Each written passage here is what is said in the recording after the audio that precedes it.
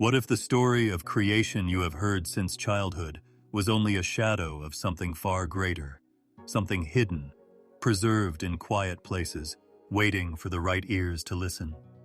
Imagine the night is calm, the air still, and a gentle voice begins to tell a story, not rushed, not loud, but soft enough to sink into your heart.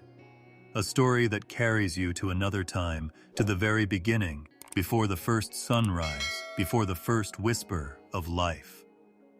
The story of creation is one of the oldest tales known to humanity. Many believe it is simple. In the beginning, light was born, the world was shaped, and humankind was formed from the dust.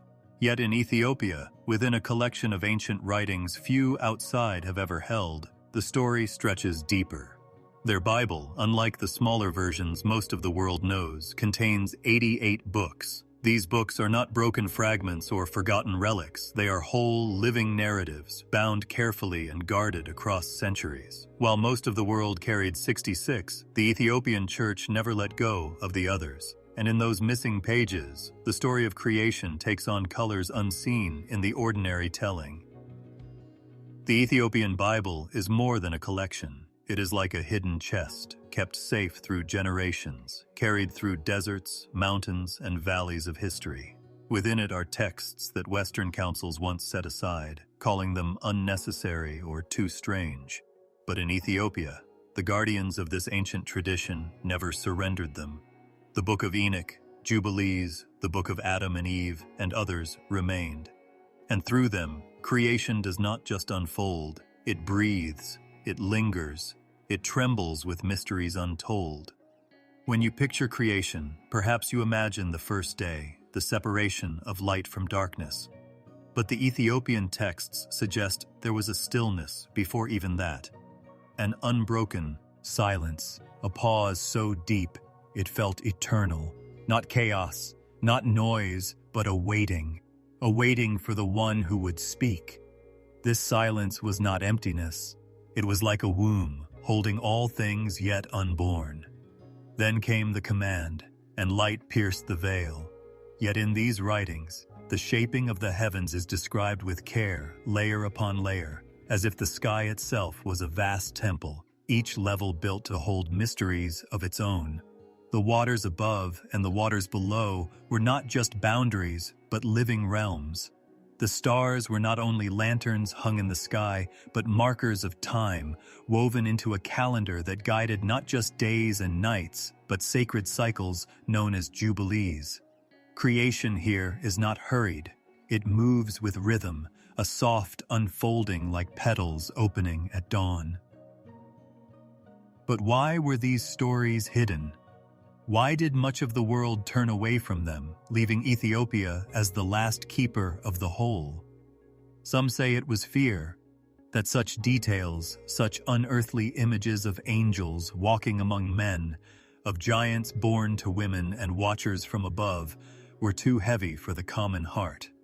Others say it was politics, the shaping of faith into neat, controllable lines.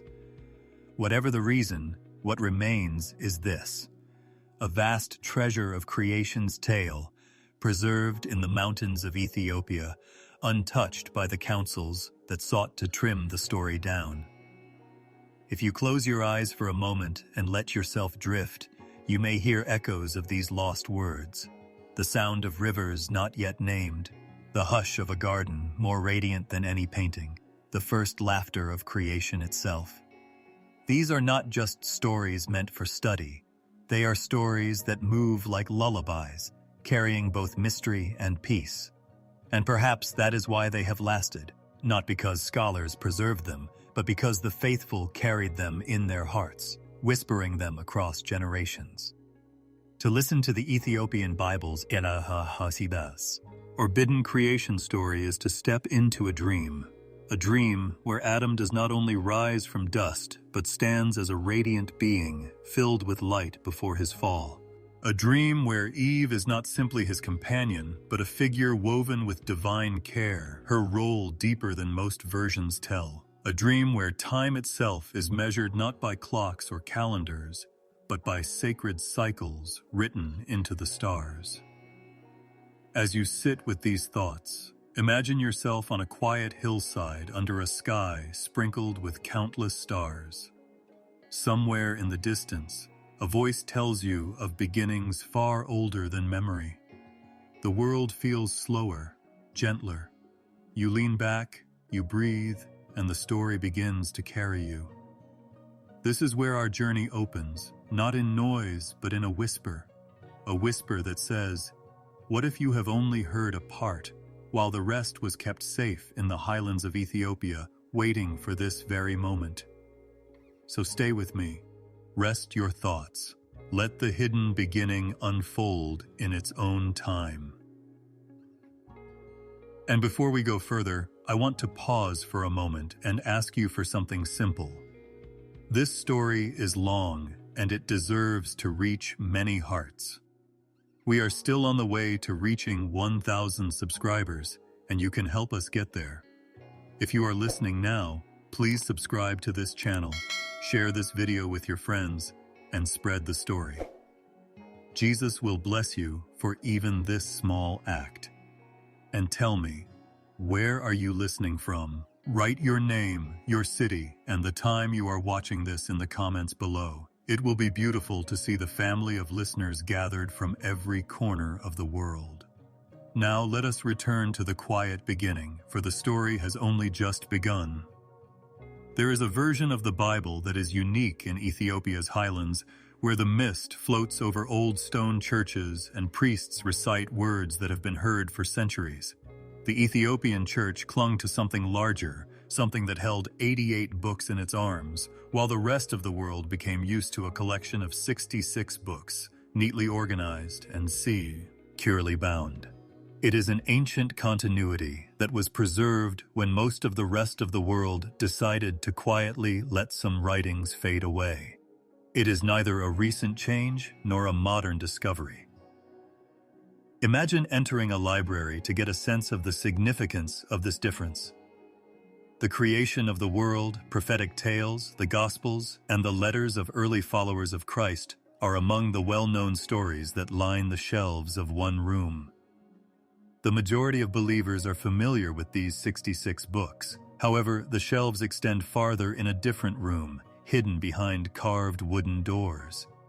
These are tales of fallen angels, calendars of sacred time, voices whispering creation details, patriarchs' lives told with a depth not found elsewhere, and stories that never found their way into ordinary Bibles. Despite centuries of shifting councils and debates that shaped the smaller canon used by the rest of the world, this second library, the Ethiopian canon, has remained intact. In most Christian traditions, the journey that resulted in 66 books was not as simple as some people think. Numerous texts were shared among communities during the early centuries of the faith. Some were detailed accounts of the world's beginnings. Some were prophetic visions, and some were letters of encouragement. Councils convened, and choices were made, choices that established limits, removing some texts while retaining others. It was a narrowing, a shaping, an effort to bring people together. However, the trimming never took place in Ethiopia. With roots in one of the first Christian traditions, the local church decided to keep their canon rich and wide by preserving all of the writings they had been given. Because of this distinction, the Bible in Ethiopia includes writings that the rest of the world has frequently referred to as apocryphal or forbidden, such as the Book of Enoch, which is full of visions of angels, heavenly journeys, and watchers who came to earth and altered the path of human history. Another is the Book of Jubilees, sometimes referred to as the Little Genesis, which divides history into periods of 49 years and recounts the creation story in cycles of sacred time. The difficulties faced by the first humans following their banishment from the garden are described in the Book of Adam and Eve. These books tell stories that deepen and complicate the familiar. They are complete narratives rather than pieces. Entering the 88 can be like opening a door to a new world for someone who has only experienced the 66. Adam, Eve, Noah, and Abraham are all the same characters, but the details that are added to their lives give the narrative more depth. In addition to their victories, you hear about their sorrows, anxieties, angelic whispers, and the heavenly patterns inscribed over their lives. The 66 are not erased by these additions. Rather, they encircle, enhance, and occasionally call into question the tidy simplicity that has been preserved over centuries of editing. Another noteworthy aspect of the Ethiopian Bible is the language in which it was preserved. These texts, which were written in Ge'ez, an old language that is still used in liturgies today, capture the essence of a long-gone world. Ge'ez contains meanings and rhythms that are sometimes difficult to translate, as well as nuances of ideas that contemporary readers might never fully grasp. It is as if the past is breathing through the present when you listen to these scriptures in their native chant. One might wonder why these books were abandoned by the rest of the world. Why did ecclesiastical councils centuries ago rule that some texts were no longer considered sacred? According to some, the stories were too bizarre, too mystical, and too full of giant and angelic visions to be appropriate for the theology that was being developed at the time. Others cite political factors, such as the need to control which voices were heard and which were silenced, the desire for unity, and the fear of disagreement. The removal of them narrowed the faith while also making it neater. By keeping them intact, Ethiopia maintained a more expansive vision that was less averse to mystery and more open to living with doubts. The Ethiopian Bible is unique not just because of its content, but also because of the continuity it embodies. The Ethiopian Church silently protected its canon for centuries as empires came and went and arguments raged throughout Europe and the Middle East. The books were hand-copied by monks, bound in leather covers, and stored in stone monasteries tucked away in valleys and atop cliffs. Pilgrims arrived, listened, and took the tales with them. In a sense, the 88 survived not because of their strength, but rather because of their devotion, which held that every word had significance, every vision had weight, and every tale was worthy of being remembered. It is a different kind of faith to read these 88 books. It is one that breathes more slowly, that is willing to linger in detail, and that carries both wonder and caution. Just the creation narrative, as presented in Genesis, Jubilees, and Enoch, is layered like a harmonious song. Another voice adds depth where the first one starts. Where one stops, another goes on. It is a chorus rather than a contradiction. The beginning story is further developed in that chorus than it could ever be in a single melody. These other writings also contain a profoundly human element. They don't avoid showing signs of weakness. The first parents' anguish at being exiled and their tears as they labored to till the land are described in the book of Adam and Eve. According to the book of Enoch, people are terrified by creatures bigger than themselves and beg God to save them. Jubilees give history structure and cadence, but they also highlight how brittle human decision-making is. These are not merely holy words. They are tales that delve into the most vulnerable aspects of human existence and serve as a reminder to listeners that faith has always coexisted with hardship. Ethiopians do not forget the 88-book Bible. It is woven into festivals and prayers, into the passing of the year and the cadence of everyday existence, and it is read, sung, and lived.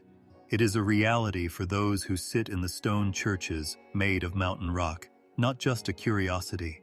It serves as a reminder to the rest of the world that the sacred transcends the limits previously established by far-off councils, and that there is more to the story than has been told by most. It is simple to think of this disparity solely in terms of numbers when one hears about it, 88 against 66. However, it goes beyond just numbers. It has to do with vision.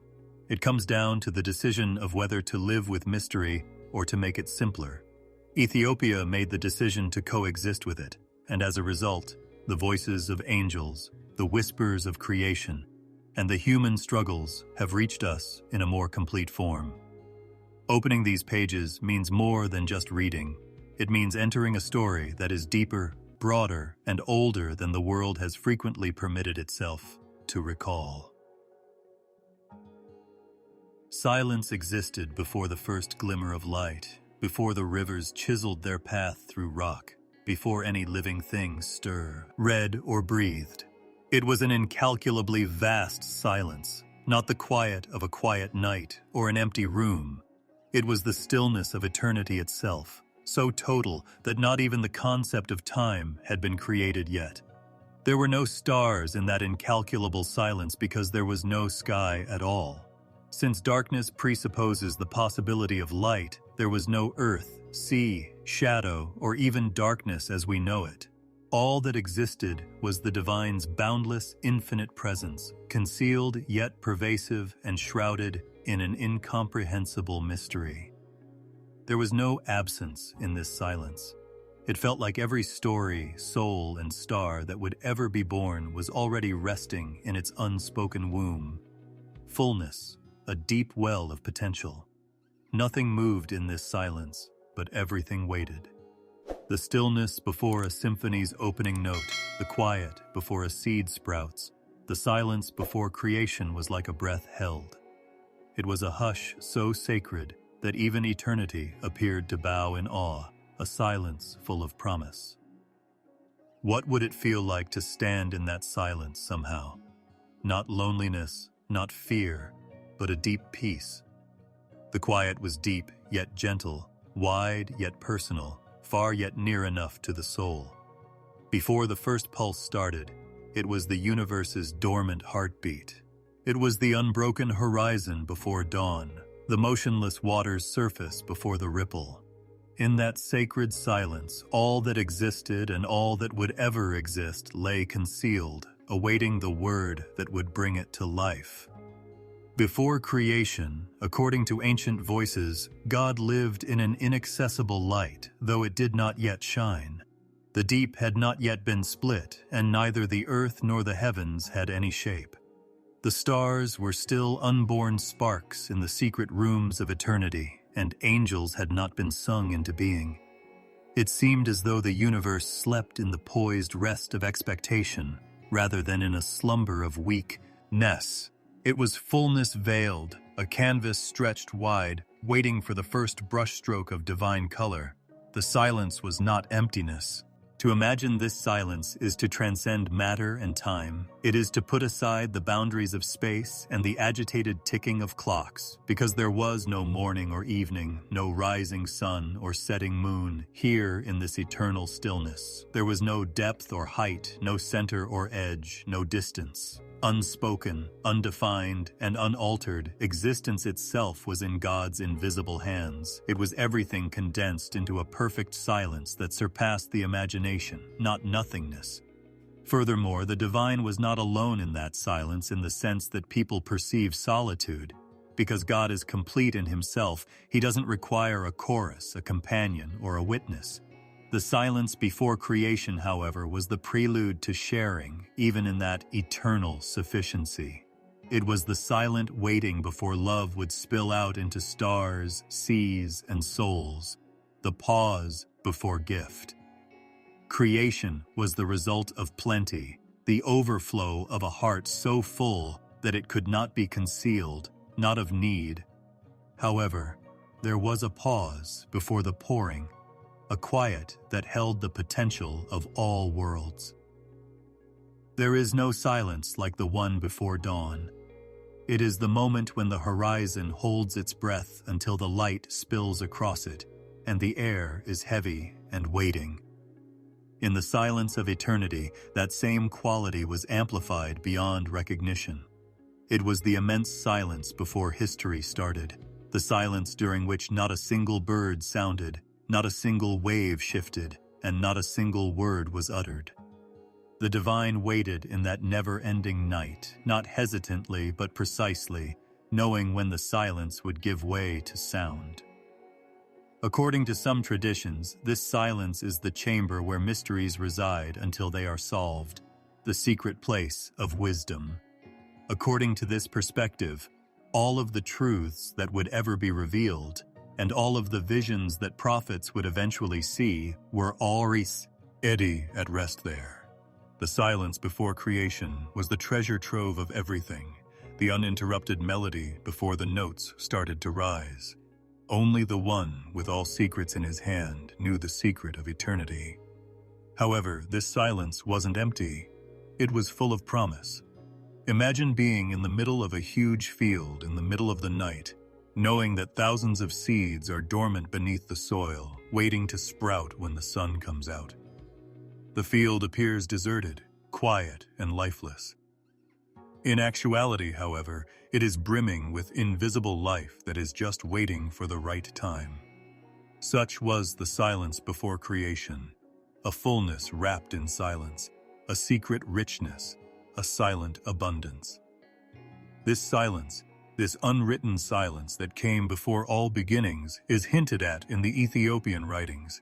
They imply that a sacred calm, a breath of eternity drawn deep and held long, existed before the earth was formed and the heavens were stretched. The divine paused before uttering the first word. When that word was spoken, it was more than just sound. It was strength, existence, and a heartbeat that filled the void with galaxies and shook the quiet. But up until that point, there was nothing but silence, a sea of calm with no shore or ripple. It is nearly impossible to listen for that silence these days because there is so much noise in the world. Voices fill the air, rivers flow, hearts beat, and winds rush. However, a faint echo of that eternal hush can occasionally be heard during times of profound stillness, when the world around us becomes quiet and the soul retreats inward. We are reminded of a time before time by the quiet that lies behind all sounds, the pause that lies behind all breaths, and the concealed stillness. It was not intended for that quiet before the first dawn to last forever. It wasn't the last song, it was a prelude. However, it was required because the motion of the stars, the tide's rhythm, and the pulse of life emerged from that ideal silence. The womb of creation was the silence, the secret cradle from which everything grew. And even though the roar of the oceans, the hymns of angels, and the laughter of children have long since broken it, it still lingers at the foundation of everything like a memory. For those who pay enough attention, it is there, just waiting to be felt. Of all beginnings, the silence before the first dawn is still the most enigmatic, because it contained the breath of eternity, and every possible outcome rested within that breath. There was promise in the silence. It was quiet but teeming with future life, and the silence, the holy pause before the song of creation began, remains, even though words can only encircle it, never truly expressing its depth. Something stirred in the stillness of eternity's hush, where silence ruled like an endless sea. It was a breath, gentle, strong, alive, rather than sound or motion as we know it. This breath wasn't like the sigh that comes out of tired lungs or the wind that blows across the ground. It was the divine's breath, invisible but unstoppable, a whisper so gentle it broke the night. Wherever it moved, possibility started to awaken, causing the silence to tremble. The breath initially had only presence, no color, shape, or melody. It glided over the shapeless deep, moving through the emptiness like an unseen tide. Suddenly, the darkness that had been there, unending and unbroken, trembled. Like wind rippling over water or fingers touching the strings of a silent harp, the breath stirred it. It was the first break in the everlasting silence, and it was gentle and full of promise rather than violence. This breath was more than just air. It was the first note of creation's song. It was life. It was command. Then there was light, as if the breath itself spoke. Light that is unbound, pure, and unadulterated. Not the faint flicker of a candle or the glow of a far-off star. It filled the empty space where there was no horizon, spreading without opposition. The darkness gave up the moment it appeared, so it didn't have to fight it. The light did not originate from the sun, fire, or any other known source. It was the radiance of the word spoken into the emptiness, the unadulterated brightness of being. What had been quiet and concealed was suddenly flooded with light as the breath moved and the light complied. The first light was not like any light we see today. It was something beyond description, a brilliance that contained peace, but it was neither warm nor cold, nor yellow nor white. It didn't burn or blind. Rather, it created space where none had previously existed by enveloping the emptiness like a soft, expansive cloak. Since there were none yet, the light showed no mountains, seas, or trees. However, it became apparent, a line separating the silence from the awakening. As if it had only been waiting for the order to move aside, the darkness fled in surrender rather than fear. The light was carried forward by the breath that stirred the darkness, expanding, stretching, and weaving it into the fabric of the emptiness. Time unfolded with each movement. The timeless silence was now broken up into before and after moments. Even though there was no moon or sun to mark the first day, there was light. It was a day without boundaries, a start without finish. The silence of eternity had been transformed into rhythm by the breath, and that rhythm became the beating heart of the entire universe. Imagine the wonder of that moment, the very first glow breaking into emptiness. There was no creature to marvel at, no eye to see, and no voice to sing. Nevertheless, the light glowed as though the cosmos had come together to rejoice. No audience was required. Its existence was its own victory, its beauty its own. It was a statement that silence cannot exist where the divine speaks. There can never be emptiness where he breathes. The first verse of the creation story was written by the breath and the light working together. According to some old songs, the first light was a living being, a pure flame that was unaware of shadows. It was the manifestation of God's breath, the illumination of the invisible. It seemed as though his word's very substance covered itself in light, making the emptiness unfit to be referred to as such. And it did not dim as it extended over the emptiness. It didn't get any lighter. It was never spent, but it filled everything that existed. The light poured forth, its source limitless, like an endless spring. The Ethiopian texts describe this occasion with awe, depicting it as a holy unveiling rather than just an act, because creation suddenly had a voice and was no longer silent. Its first language was light, and its first sound was breath. The universe itself seemed to hum with the glow, as if existence had started to sing, even though no creature had yet been able to walk or fly. Once absolute, darkness was now only half the story. Even though the sun and stars were still waiting in the wings, light had also replaced it, and together they started the rhythm of day and night. The breath hovered over what was now lit, not retreating, but lingering. It was a protector, an enduring presence. The darkness had been given a boundary, but it still had a purpose, so it had not been destroyed. It changed from being limitless and sovereign to serving as a background for light. Though it was more like harmony than conflict in those early moments, the dance between the two had already started. Light provided form, darkness provided depth. Under the breath that had roused them both, each found its place. In that moment, time itself began. The unbroken silence of eternity had been the only before light. However, sequence, movement, and the potential for change arrived with light. Both the emptiness and the river of moments that would propel history forward had been agitated by the first breath. One day, it was the invisible current that would lead stars on their journeys and seasons on their cycles. Rhythm emerged from emptiness, and the story could develop from rhythm. That first light was sufficient to reveal what had been concealed, even though the sun and moon had not yet risen or reflected. Declaring that the silence had ended and the waiting was over was sufficient. A new reality had emerged from the eternal pause. Creation had started. The darkness had been stirred by the breath, but it had also been filled with glory. And that first light continues to shine even after innumerable ages have gone by and suns and galaxies have risen in its echo. It remains at the foundation of life, a light unaffected by darkness, a reminder of the breath that gave rise to everything.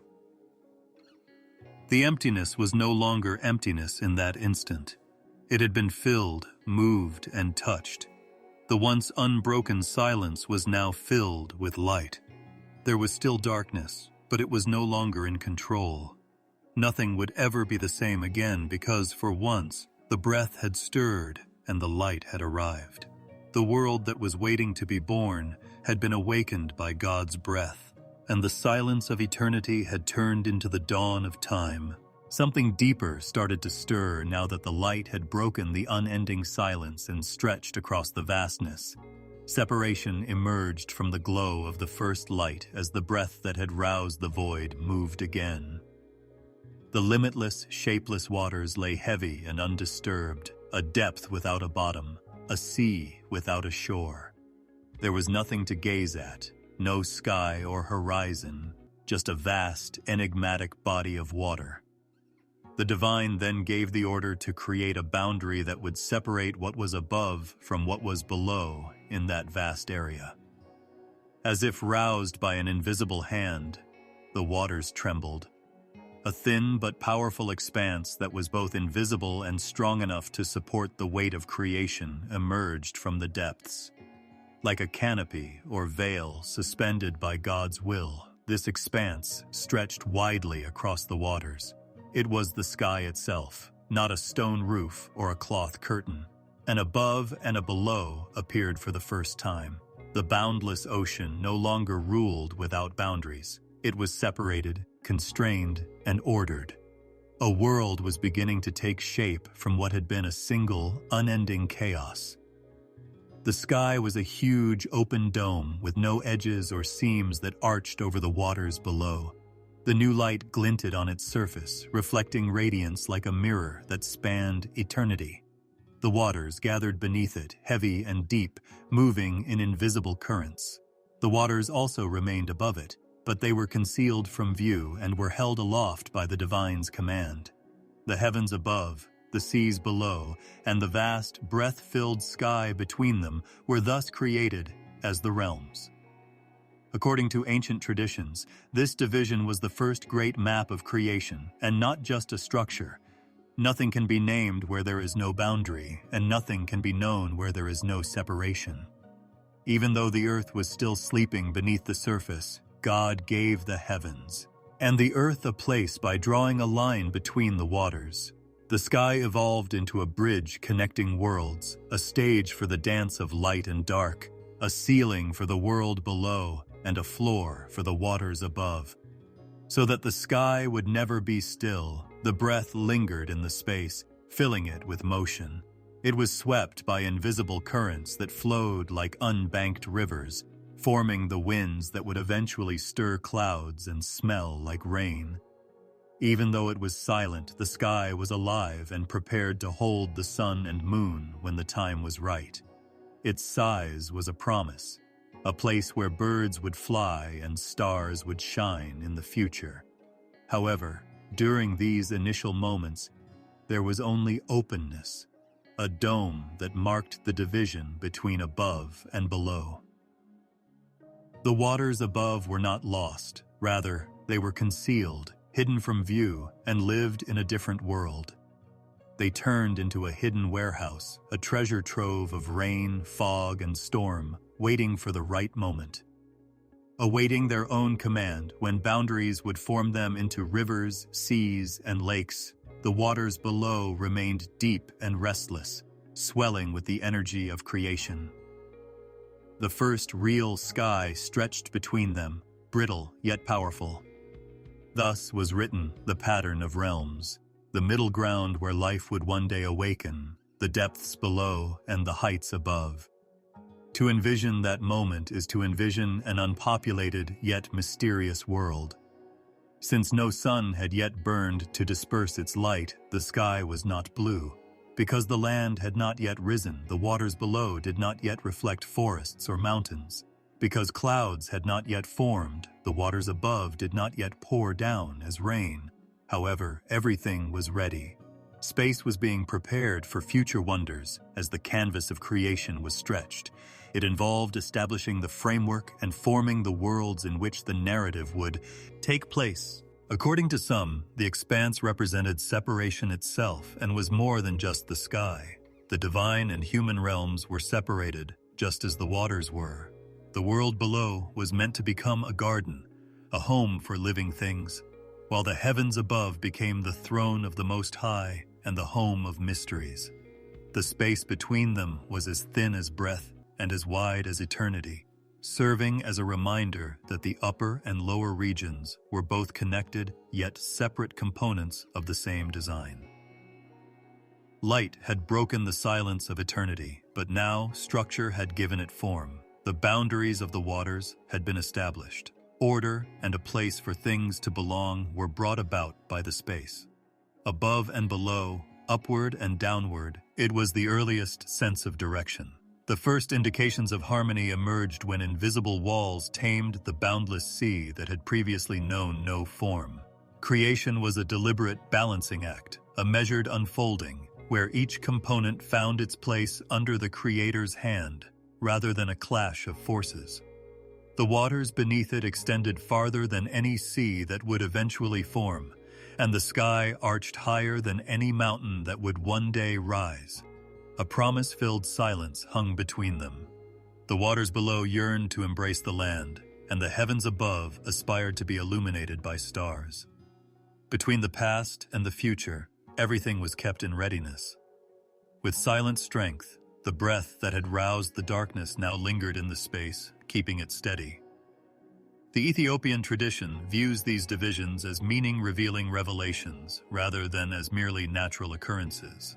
The waters above represented hidden mysteries and the truths of heaven that would eventually descend. They were more than just clouds or storms. Below, the waters were not just rivers and seas, but also the deep, the world of secrets, ere secrets would rest and life would eventually awaken. And the sky, the space between, served as the holy veil and a reminder that, despite their separation, heaven and earth were intertwined in a single, magnificent plan.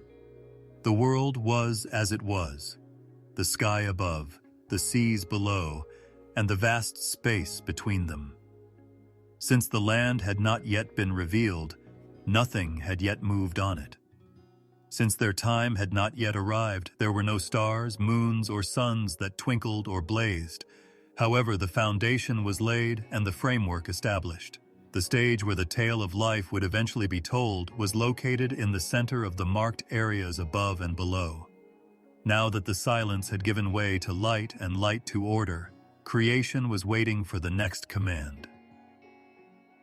There was purpose behind the placement of the first lights that illuminated the vast space. They served as guardians of time itself, keepers of rhythm, and indicators to lighten the darkness.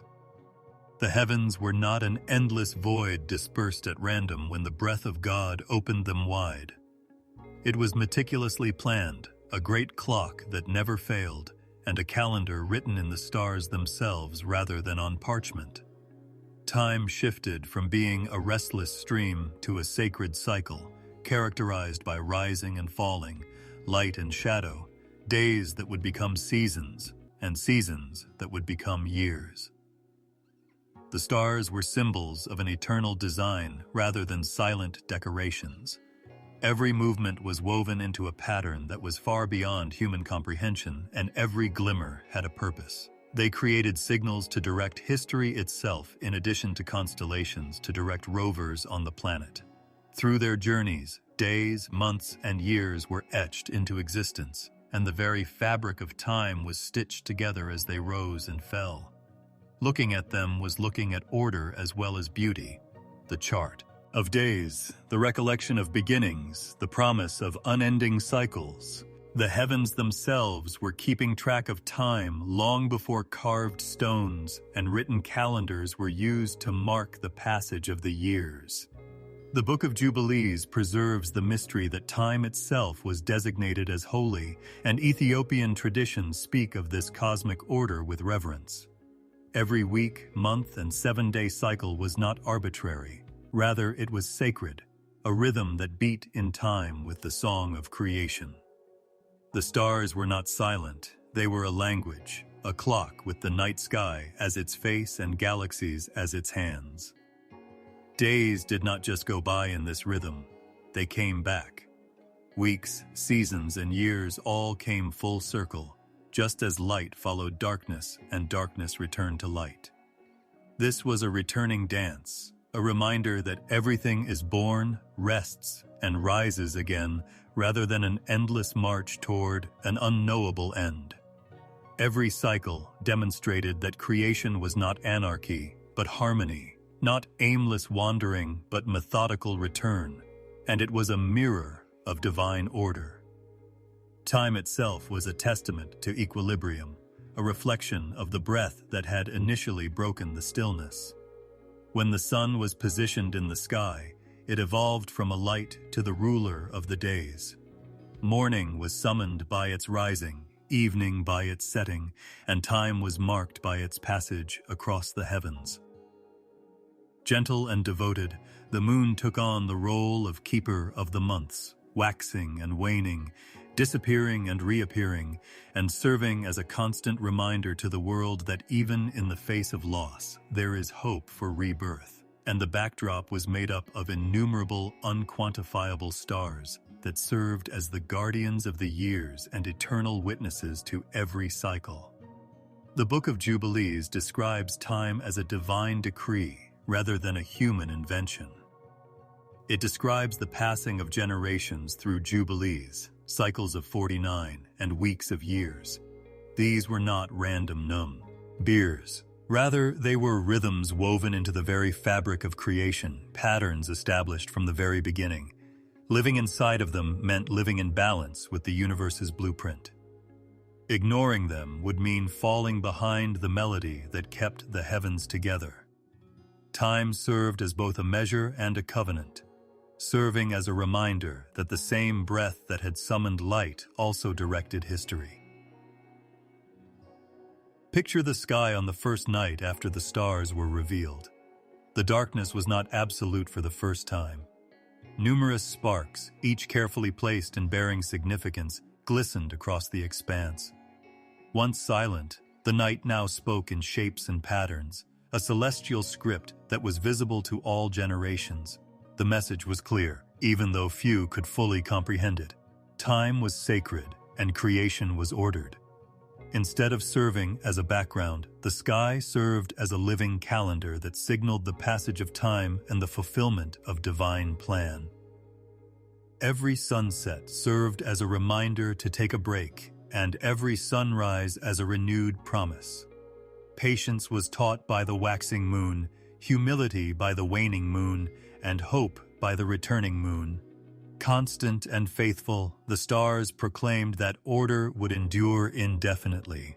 Creation thus turned into a teacher, its lights illuminating not only the way for shepherds and travelers, but also the hearts of those who wished to comprehend life's more profound rhythms.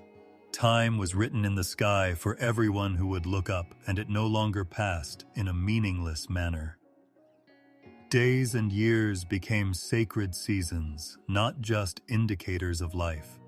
Certain times were set apart, marked by the heavens as moments of rest, of renewal, of remembrance. Men and women were invited to live in rhythm, to work and rest, to plant and harvest, to celebrate and think, just as creation itself had developed in rhythm. The stars, served as a reminder that the narrative had a purpose. Every year had a return, every jubilee had its fulfillment, and every season had its place. Each cycle of the great clock of the heavens echoed the harmony of its creator and moved not toward destruction, but toward restoration.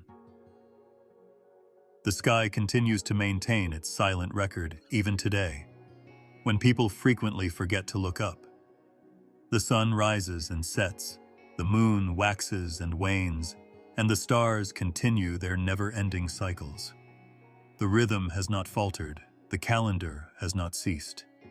A reminder that time is sacred, a gift, and a mystery woven into creation is provided by each dawn, full moon, and constellation that reappears after its season. The message from the heavens remains the same. Time itself is a part of the design, and order was etched into the world. Time began in the stars that filled the heavens, in the breath that roused the darkness, and in the light that broke the silence.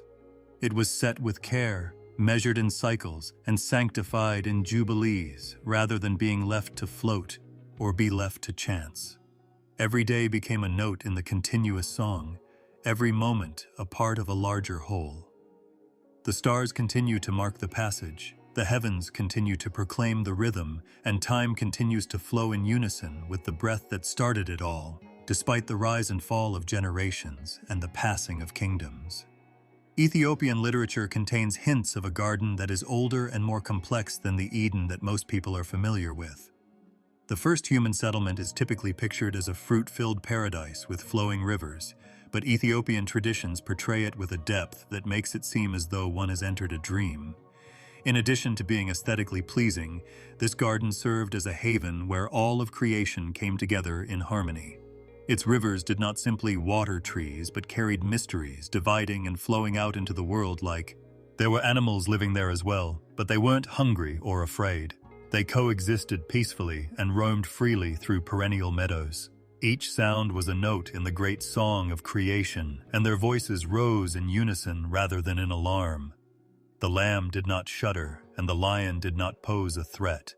With their wings glimmering like shards of dawn, birds drew designs in the sky. Every living thing reflected the peace of its creator in the garden, a place where violence could not exist. Seeing such harmony was like witnessing the world as it was meant to be before darkness and sadness entered. A scent that hung in the garden, unlike any earthly perfume, is also mentioned in the Ethiopian vision. It was believed to be the very aroma of life, possessing depth and freshness, causing those who inhaled it to feel revitalized both physically and spiritually. All who lived there felt a sense of belonging as this scent wafted up with the morning mist and persisted through the night silence. In this sense, the garden was more than just a location. It was a peaceful setting where the divine was as close as air. The idea that the garden was intended to serve as more than just a setting for the earliest humans, however, is arguably the most profound feature of the Ethiopian texts. It was depicted as a gathering spot, a home where the earth and heavens met. In the cool of the day, the divine passed through its center, not far away, but close. The garden was bustling with conversation, a place where silence was infused with presence rather than absence. Living here meant being conscious of the significance of every step, every look of light on water, and every sound of leaves rustling. The image of rivers flowing from the garden to the ends of the earth is also expanded in Ethiopian literature. It was implied that what started in the garden continued to nourish creation well beyond its borders, because these rivers were more than just geographical. They were spiritual conduits. The waters connected paradise with the outside world by bringing life to far-off places. The memory of the garden persisted even in distant places, running like a subterranean stream, invisible yet ever-present, and poised to resurface. Legends preserved in these texts hint that the garden was never entirely lost. Like a memory engraved into creation itself, its essence endures despite being concealed. The texts imply that the sounds of leaves rustling in virgin forests, the glimmer of moonlight on rivers, and the scent of blossoms at sunrise are remnants of that first home. To taste them is to taste slivers of the original harmony. The garden was not just a moment in history, but a vision that continues to breathe through time, whispering of what once was and what may one day return. According to this story, the garden beyond Eden was a haven of communion where the divine moved freely and creation sang in perfect harmony rather than just a paradise of fruit and beauty. Its fragrance still permeates the air, its rivers still flow in secret ways, and its harmony still reverberates in the hearts of people who yearn for peace. Despite being invisible, it serves as a reminder of the sacred order etched into the world, a picture of life as it should be, unaltered, undamaged, and eternal in its rest. At that moment, silence gave way to the formation of a man, one made of the earth itself, not of stone or fire. Dust arose, collected by invisible hands, and shaped into the shape of the man who would soon be known as Adam. The weight of a lifeless yet waiting body now rested on the previously motionless ground. A memory of eternity was carried by the soil, and the potential for thought, emotion, and decision was poured into this frail form. Everything stopped as, though the winds stopped singing and the rivers held their course, awaiting the next breath that would stir more than flesh, Adam was brought to life by the gift that followed, not by the sculpting of bones and skin. The divine's breath moved like a whisper too deep to measure, rather than a gust of wind. That breath became clay, filled empty lungs, poured through silent veins, and ignited the heart. For the first time, awareness rose with his chest. Light spilled over trees, water, and the sky as eyes that had never opened now gazed in awe at the world. Adam was a living being in that moment, not just a figure of dust. Adam's initial reaction was one of awe rather than fear. He sensed the beating of a heart that was not his own, the pulse of life inside of him. He was reminded of the gift inside, fragile but timeless, with each breath. When he felt the ground beneath him, he knew it was the same ground that had formed him. As his still unsteady hands traced the soil, he realized that he was both a part of and distinct from the earth. Something eternal was carried by the breath in him, a spark that connected him to the Creator. For the first time, he stood up, his limbs feeling stronger. He could see the expansive, colorful garden in front of him. Trees swayed softly, rivers shimmered in the distance, and animals roamed fearlessly. Adam's soul, however, saw them as partners in the grand scheme and did not regard them as insignificant objects. Every ripple in the water had significance, and every leaf glistened with intent. Around him, the world was alive, and he was a part of it, joined by the same breath that had pervaded creation from the beginning. Adam felt the harmony of his surroundings reverberate inside him as he strolled through the garden. The rustle of trees, the hum of insects, and the song of birds all seemed to speak to his soul. He stooped to sip from a stream, and the cool water revitalized him physically and spiritually. He seemed to be welcomed by the garden itself, which recognized him as its guardian and observer. Even so, Adam recognized that his life was entrusted to him, a gift that should be treasured, protected, and lived in harmony with the one who had given it to him. Even though Adam's first words were unformed, shaky, and soft, they had meaning. The desire to name, call, and connect was conveyed by the stirrings of voice, even though language had not yet been given. His spirit pushed him to speak, and the air itself seemed to comprehend, even though no words had yet been formed. He was aware that he was not alone during those times, as if every breath Adam took was accompanied by a breath from beyond. The divine presence hovered nearby rather than far away.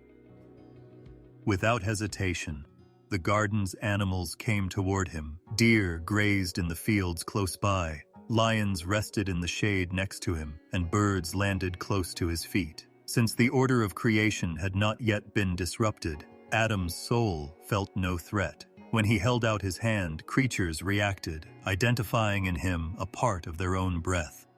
Despite their differences, the same source connected them, weaving them into a harmonious whole. Despite being new to the world, Adam sensed this connection and started to regard himself as a steward, given responsibility and care rather than a master. Adam's senses were overwhelmed by the beauty of the garden, but the awareness of being seen went beyond sight and touch. In addition to giving life, the one who created him was still there, carefully observing. knowing that he was neither forgotten nor abandoned, brought Adam's soul comfort as he rested in this company.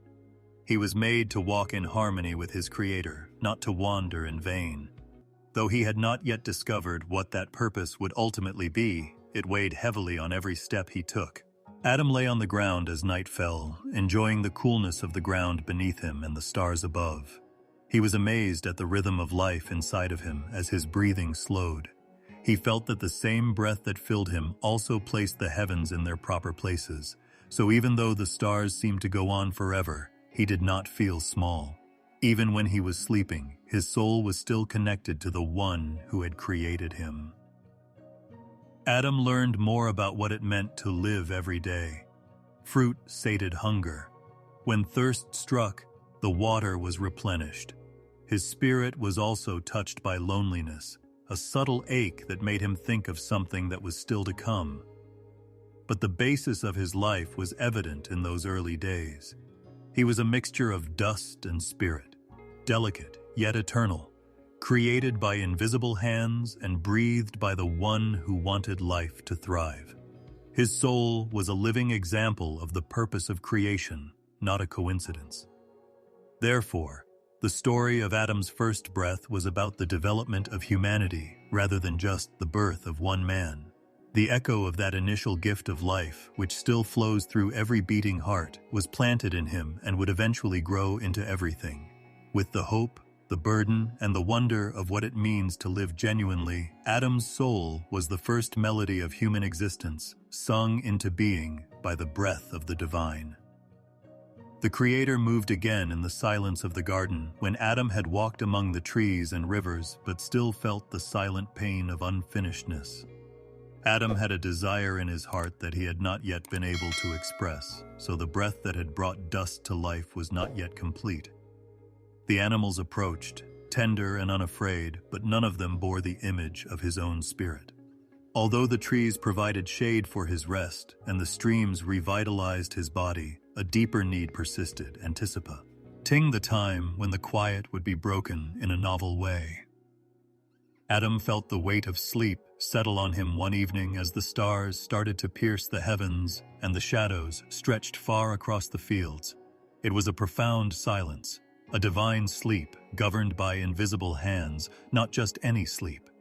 His body lay on the ground from which he had been formed, and his breathing slowed, steady as the river's rhythm. In that silence, the Creator reached into Adam's very being and brought forth something living, something that had already been touched by the breath of eternity rather than dust. The essence of companionship, a fragment of living flesh rather than clay, was stolen from Adam's side. It was shaped, polished, and elegantly dressed. In contrast to Adam's creation from dust, this act conveyed intimacy and closeness, as if the Creator was demonstrating how Eve's life was connected to both heaven and the human heart. As evidence of her equality and close connection to Adam, she was not created separately or from the soil, but rather from the life that already beat within him. The garden loomed before Eve when she first opened her eyes, glowing in the early morning light. As if creation itself were welcoming her, light touched her skin. Her soul awoke with a sense of belonging as her breath filled her chest, steady and pure. She was a reflection of divine intent, possessing dignity, strength, and mystery. She was neither a lesser creation nor an afterthought. The trees swayed in a soft rhythm, the rivers sang their welcome, and the animals stirred in wonder at the sight of something wonderful. Eve had a graceful figure, but she was more than just that. Her spirit had a radiance and a stillness that held wisdom beyond words. According to the Ethiopian texts, she was a reflection of divine order, and her creation had spiritual significance. She was more than just Adam's friend. She was a symbol of harmony, a harmony of resilience and tenderness, strength and gentleness. She had the same breath that had filled Adam, but the way it moved through her produced a different melody that finished the creation symphony. Adam woke up and stared at her in wonder. It was as if a piece had been put back together in his heart. Although she was completely her own, a new life created with care, she was not alien to him because she had come from his very side. There was nothing in the garden like the bond between them. Trees could provide cover and animals could be friends, but Adam saw a reflection of humanity in Eve.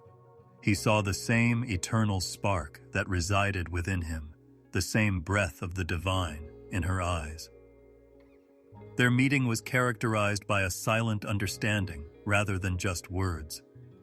Adam referred to her as a woman to recognize the wonder of her being drawn from him, united yet separate, rather than to label her as inferior. Despite being bone of his bone and flesh of his flesh, her spirit had its own power.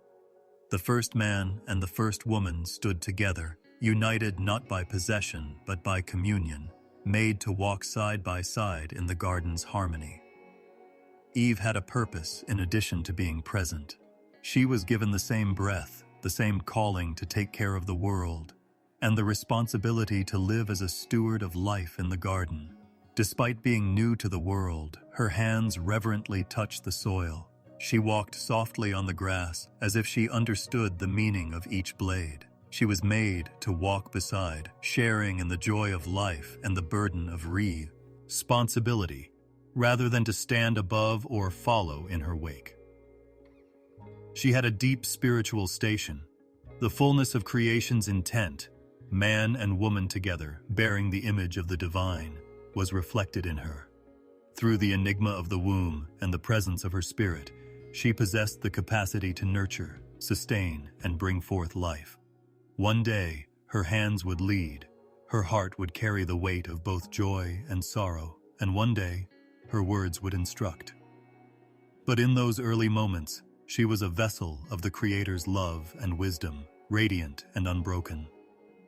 Her presence evoked a response from the garden. Rivers glistened as if reflecting her arrival, flowers bloomed more vividly, and the air took on a new scent that was subtle but persistent. In the nights that followed, even the stars appeared to be brighter, as if the heavens themselves were celebrating the union of man and woman. According to Ethiopian customs, Eve was a final note that completed the song of creation rather than an afterthought. Together, Adam and Eve strolled through the garden's many wonders. Their voices carried on the wind, and their laughter blended with the sounds of streams. Adam found friendship in her company, which helped to break the stillness in his heart. Eve recognized herself in him, a mirror of the life she held inside. Together, their souls were entwined with the divine purpose that permeated all living things, embodying the sacred design. Therefore, the creation of Eve revealed a deeper truth, that humans were never intended to live in isolation, rather than just creating another human. Her life demonstrated the value of harmony, a common goal, and friendship based on a sacred bond rather than material possessions. The Creator demonstrated in her that the image of heaven was reflected in two people standing side by side and united by the breath of eternity, rather than in one person alone. The earth and heavens used to move in unison, and angels marveled at the way creation was developing. Because they lived among the stars, close to the presence of the eternal, these beings of light were not constrained by either soil or shadow. They had seen the garden bloom flawlessly, rivers tracing their course across the landscape, and the breath of life stirring dust into man. The beauty of what had been spoken into being filled them with joy. However, something that was not ordered and that developed in the depths of their own desire started to stir while they were watching. The angels, known as watchers, were tasked with keeping watch over the world below as guardians of the order. They were glowing, dressed in light rather than flesh, and their voices sounded like song-softened thunder. They carried out their duty for ages, carefully observing humanity.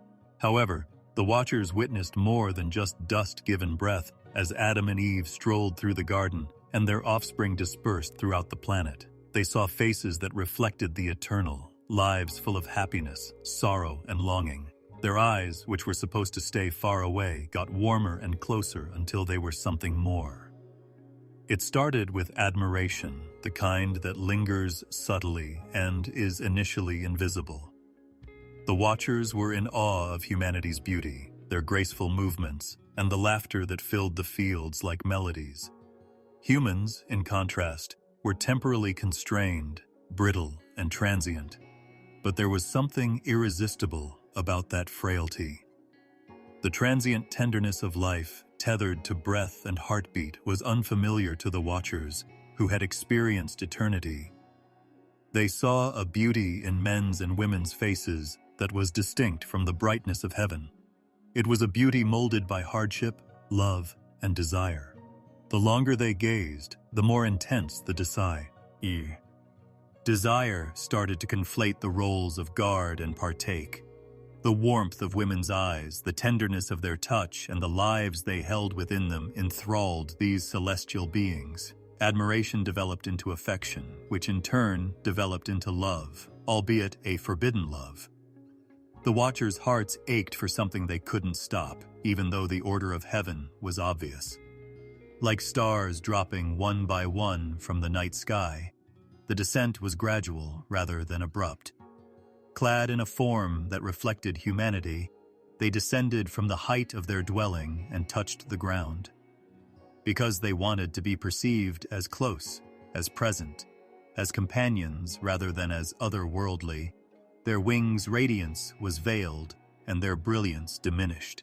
As their feet touched the ground shook, not violently, but under the weight of a decision that was irrevocable. There was no denying the watchers' presence when they were among men. Even when veiled, their aura, or glow, persisted. Their eyes gleamed with the depth of the stars, and their voices had a resonance that moved the heart. They appeared superior to men, but not completely inaccessible to the women who witnessed them. The watchers spoke softly, lovingly, and with an unwavering devotion. The watchers tasted the sweetness of love they had only seen from a distance, and women felt the touch of something beyond mortal life in their embrace. But their gifts were not limited to love. With their newfound understanding of heaven, the watchers started to divulge secrets to the general public. They imparted knowledge about the motions of the heavens, constellations, and the ways of the stars. They disclosed the secrets of the earth, such as how to work with metals, carve stone, and paint faces using pigments derived from flowers and soil. They muttered incantations and charms, words that twisted invisible powers. They provided women with ornaments of beauty, men with instruments of power, and both with knowledge that was not fit for mortal hands. Despite its brilliance, this knowledge was significant. Humanity became more skilled, but also more arrogant. The desire for control and mastery took the place of life's simplicity. Where there had been only hands of peace, weapons were now forged. Envy and rivalry were sparked by faces painted with beautiful hues. The shadow emerging from their gifts was invisible to the watchers because they were too consumed by their love. These unions produced children, giants of immense strength, fierce and uncompromising, and their hearts were tied to the women they loved. They carried the flesh of mortals and the fire of angels, making them different from other men. With their thunderous voices and earth-shaking footsteps, the giants dominated the landscape and towered over everyone else. They ate more than the earth could supply because they had an insatiable appetite. Their presence brought destruction, and their strength brought terror. What started out as love between heaven and earth turned into a mixture that posed a threat to the creation order. Once glowing protectors, the watchers now stood as sinners, unable to escape the consequences of their decisions. In the quiet times, however, they continued to gaze upon the women they loved and showed no remorse for their love. Their demise resulted from desire rather than hatred, from longing rather than malice. Even though their decision upset the world's equilibrium, their hearts were still bound by the bond they had created. They had exchanged the purity of eternity for the transient touch of human love. The Watchers' descent marked not only a crossing of boundaries, but also the start of a conflict between the will of heaven and the will of those who disobeyed it. Their tale, one of angels who loved too much, who wanted what was forbidden, and who imparted knowledge that burdened as much as it blessed, became a whisper that was passed down through the generations. The world was irrevocably altered during their descent because of the traces that the blending of heaven and earth left behind, which time was unable to remove. The shadow of an unplanned love had caused the earth to become restless. Once shining guardians of heaven, the Watchers had crossed the line of eternity to live among the frail clay children. Their decision, which was motivated by desire and longing, resulted in unions that united heaven and earth in a way never seen before. The first cries of children, whose very existence carried both brilliance and burden, came from these forbidden bonds. They were not your typical babies because they had the pulse of mortal flesh mixed with the fire of celestial beings in their veins. When they were born, the world shook and a new era of life began. These kids grew larger and stronger than anyone had ever seen. Their shadows fell across valleys and villages alike, and they were taller than trees. Their laughter shook the earth, their appetites seemed limitless, and their voices resounded like rolling thunder. Humanity, which had previously led a simple life, was now standing in wonder and terror at these enormous beings. They were referred to as Nephilim, giants born of angels and women, a living example of a union that heaven forbade. The Nephilim were powerful in knowledge and skill in addition to their great size. They learned the hidden laws that governed creation as well as the secrets of the stars from their fathers. They inherited the human heartbeat, passions, emotions, and hunger for life from their mothers. They possessed a power that was both amazing and terrifying because of this mixture. Villages admired their strength and looked to them as protectors, but they soon learned that their presence had a price. The earth started to tilt under their weight as their desire became overwhelming and their hunger unquenchable.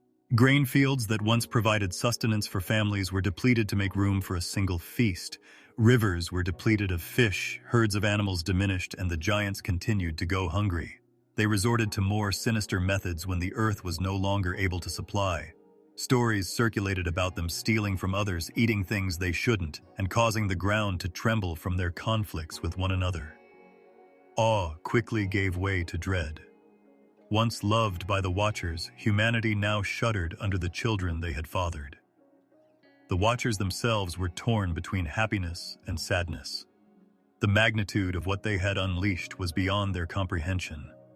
They saw the Nephilim as their children, their own flesh, and as symbols of the fragility of the earth and the brightness of heaven. They celebrated their strength, mentored them, and taught them with pride. However, they felt the weight of guilt bearing down on them as they saw the destruction spread. They had created wonders, but those wonders had developed into things the earth could not stand. The Nephilim started to etch themselves into the landscape. They constructed enormous structures out of stones that were too heavy for regular men to lift with hands like boulders. As if they wanted to retake their father's domain, they erected monuments and fortresses that reached the sky. Stories circulated about cities that rose and fell at their command, rivers that were redirected by their might, and mountains that were sculpted by their hands. Living in their shadow, humanity was divided between admiring and hating them, between being afraid of their appetite and being in awe of their power. The Nephilim were powerful, but they were not invincible. They were more resilient than mortals due to the fire of heaven within them, but they were confined to decay by the clay of the earth. They were restless in their very being, torn between two worlds, neither entirely human nor entirely angelic.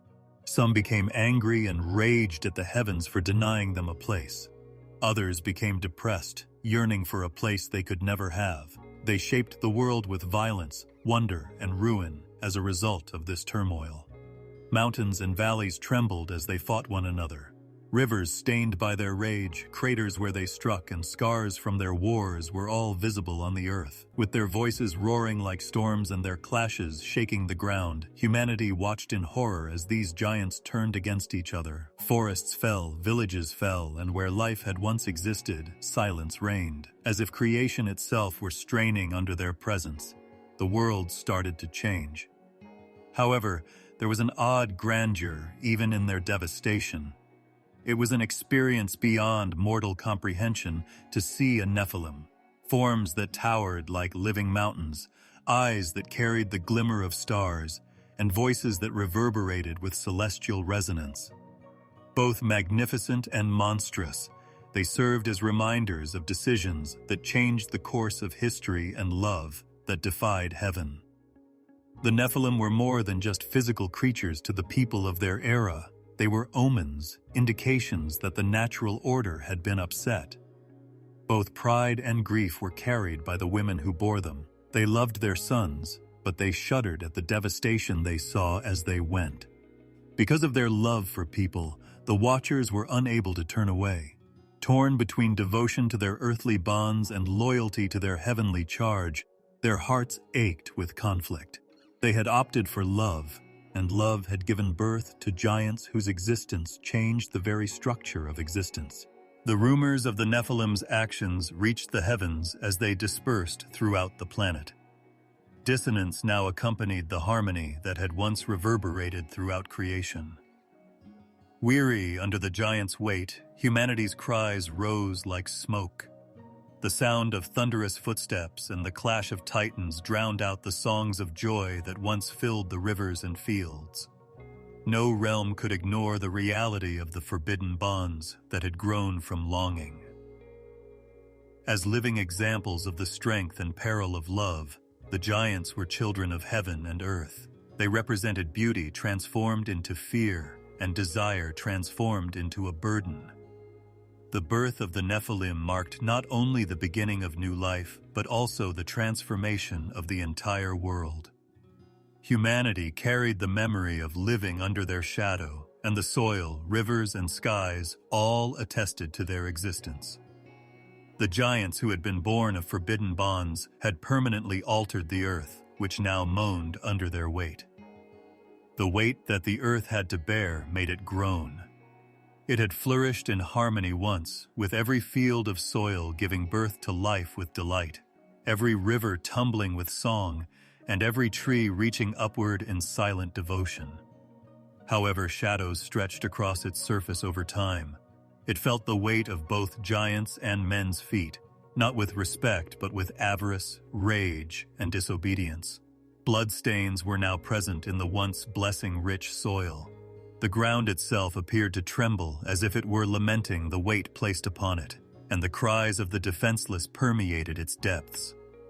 The language of violence had spread throughout the country.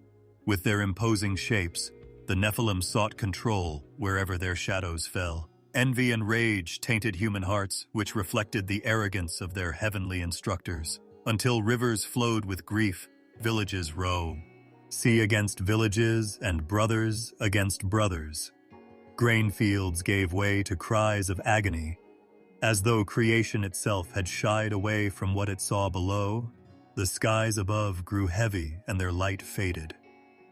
The Watchers who had once gazed in wonder at their children now gazed in sorrow.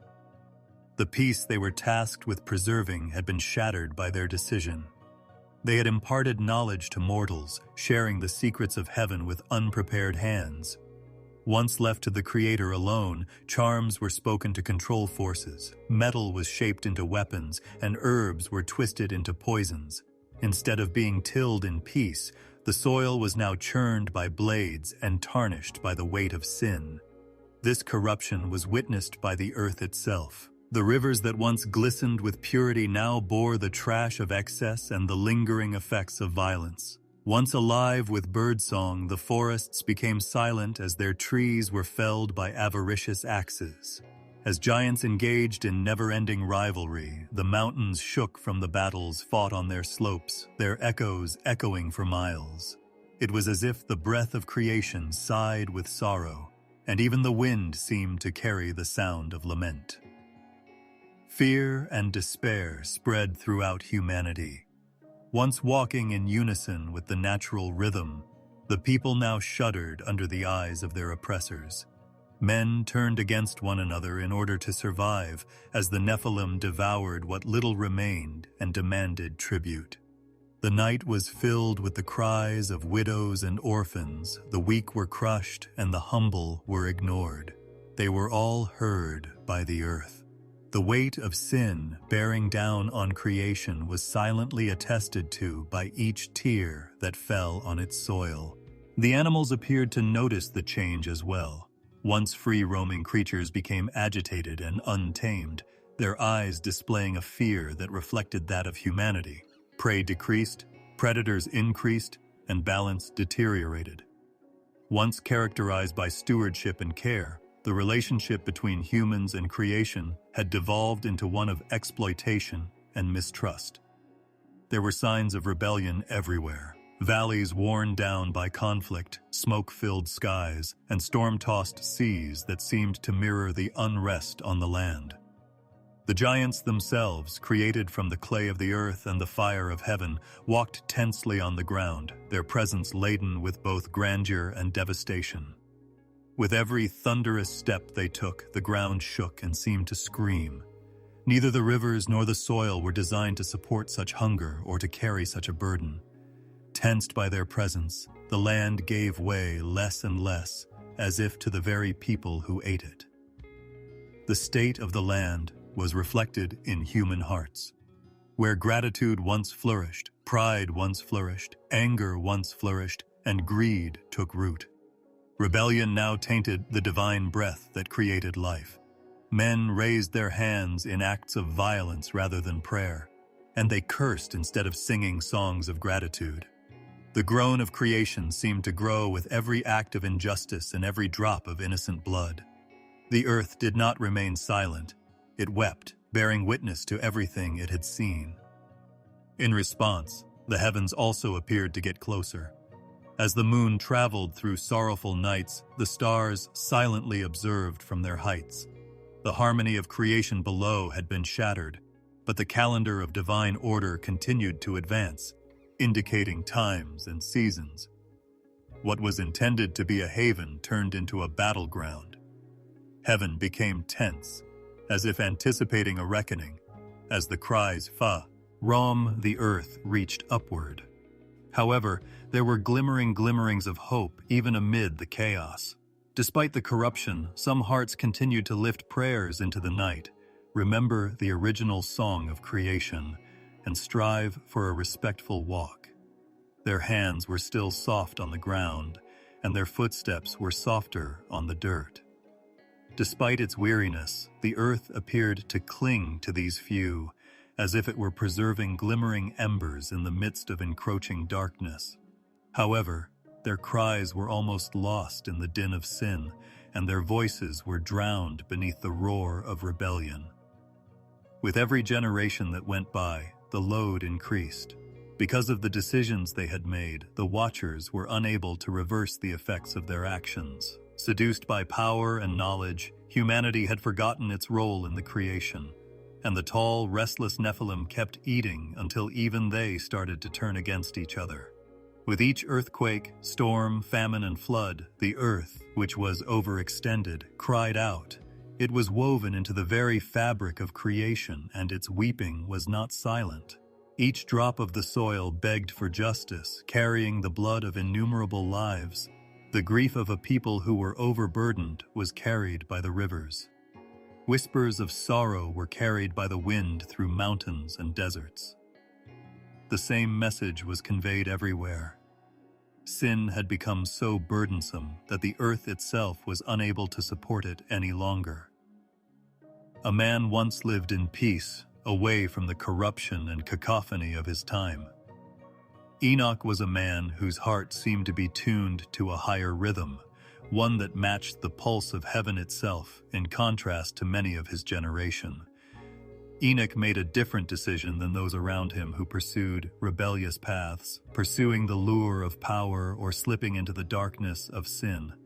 His steps matched the invisible hand that led him, and he walked with reverence. Every day was a dialogue and a communion with the one who had given him life, not merely a march through time. His life turned into a steady song that rose into the sky like incense, soft but unbroken. Violence, arrogance, and the restless shadows of the Nephilim tainted the world around him. Giants ate, men sought dominion, and the earth itself shuddered in grief. Enoch, however, remained unfazed by this burden, not by withdrawing into solitude, but rather by possessing a light that the darkness was unable to extinguish. He did not have a ceremonial or remote walk with heaven. It was close, personal, like a friend talking to another friend. He lived every day as if the breath of heaven were whispering reminders of strength and truth near his ear. Enoch is said to have been selected for a unique task. He had a duty that extended beyond his own life and even beyond his own generation, in addition to walking with God. He was given knowledge and visions that showed the unfolding of divine judgment and the hidden order of the universe. Around him, the line separating heaven and earth appeared thinner. He saw clearly where others stumbled in the dark, and what he saw was not intended to remain hidden in his heart. He was summoned to write. The Book of Enoch evolved into a living testimony as well as a record. Stories about the Watchers, those angels who had fallen and left their designated position, were included in its pages. Their decisions had wreaked havoc on the planet, and their offspring, the giants, brought misery with each step. They revealed their secrets, their actions, and their impending fate to Enoch. He became a messenger, not of his own thoughts, but of truths entrusted to him by heaven. His writing was heavy with warnings, yet softened by the thread of hope that ran through it. The book was not just for his time, but for generations yet to come, for those who would one day question why the world had grown so heavy with sin. Enoch's role was unique. He stood as a bridge between heaven and earth, not in rebellion like the Watchers, but in obedience. Enoch followed the path provided to him, being cautious at every turn, where the Watchers had crossed lines that were off-limits to them. He was given enormous visions of stars moving in perfect harmony, of time cycles with divine accuracy, of judgments written before they happened, and more. In order to prevent humanity from being blind to the invisible, it was his responsibility to document these revelations. Writing turned into his holy work, with every word etched from vision rather than fantasy. But writing wasn't the only thing he did in life. It had to do with walking. Every day was spent so intimately with the Creator that it became difficult to distinguish between the divine and the earthly. Even though he was a man, his heart beat with eternal rhythms. He must have caught the attention of those around him. In stark contrast to the chaos of the era, his presence exuded a sense of peace and tranquility. Youngsters might have felt safe when they gazed into his eyes. His words might have been consoling to the tired. For a brief moment, people who were drowning in darkness might have felt that there was still light present. Then he vanished one day. His final resting place was not marked by a monument or a grave. The Bible merely states that he walked with God and he was not, for God took him. Heaven seemed to reach down and lift him into its embrace because it could no longer wait. His departure resembled a friend walking home with another friend rather than the passing of a life. Through the invitation of life, not the shadow of death, he entered eternity. After walking so closely, heaven and earth finally became one for him, and he disappeared from the world of people to be with the one he loved. His voice was not silenced, despite the fact that his body was taken. His writings persisted, offering insight, caution, and hints at mysteries. They talked about impending floods, angels destined to corrupt them, and a son of man who would occupy a throne of glory. Even long after his departure, his words continued to whisper truth to anyone who would listen, carrying the echo of eternity. His steady voice served as a reminder that friendship with God was not only possible, but also strong enough to outlive death itself in a world full of noise. The narrative of Enoch is not one of grandeur, conflict, or kingdoms. Even though the story is quiet, Its silence has a deeper meaning than the clamor of kings or the roars of giants. His life serves as a reminder that everything is transformed by closeness to the Creator. His years were brighter than those of many who lived centuries longer, but he did not live as long as others of his era. Because if a long life is far from heaven, what good is it? And if every moment is lived in harmony with the eternal, what good is a brief existence? His journey served as a reminder that loyalty was remembered. Heaven took notice, recalled, and greeted him with a warm welcome. And those left behind could only speculate in the quiet that followed his absence. They might have whispered his name in desire or gazed up at the sky, hoping to find a trace. His story remained in their hearts, even though they could no longer see him. Through his writings and his testimony, Enoch left a trail for others to follow after ascending into heaven. Enoch was a man guided by visions rather than living solely by sight.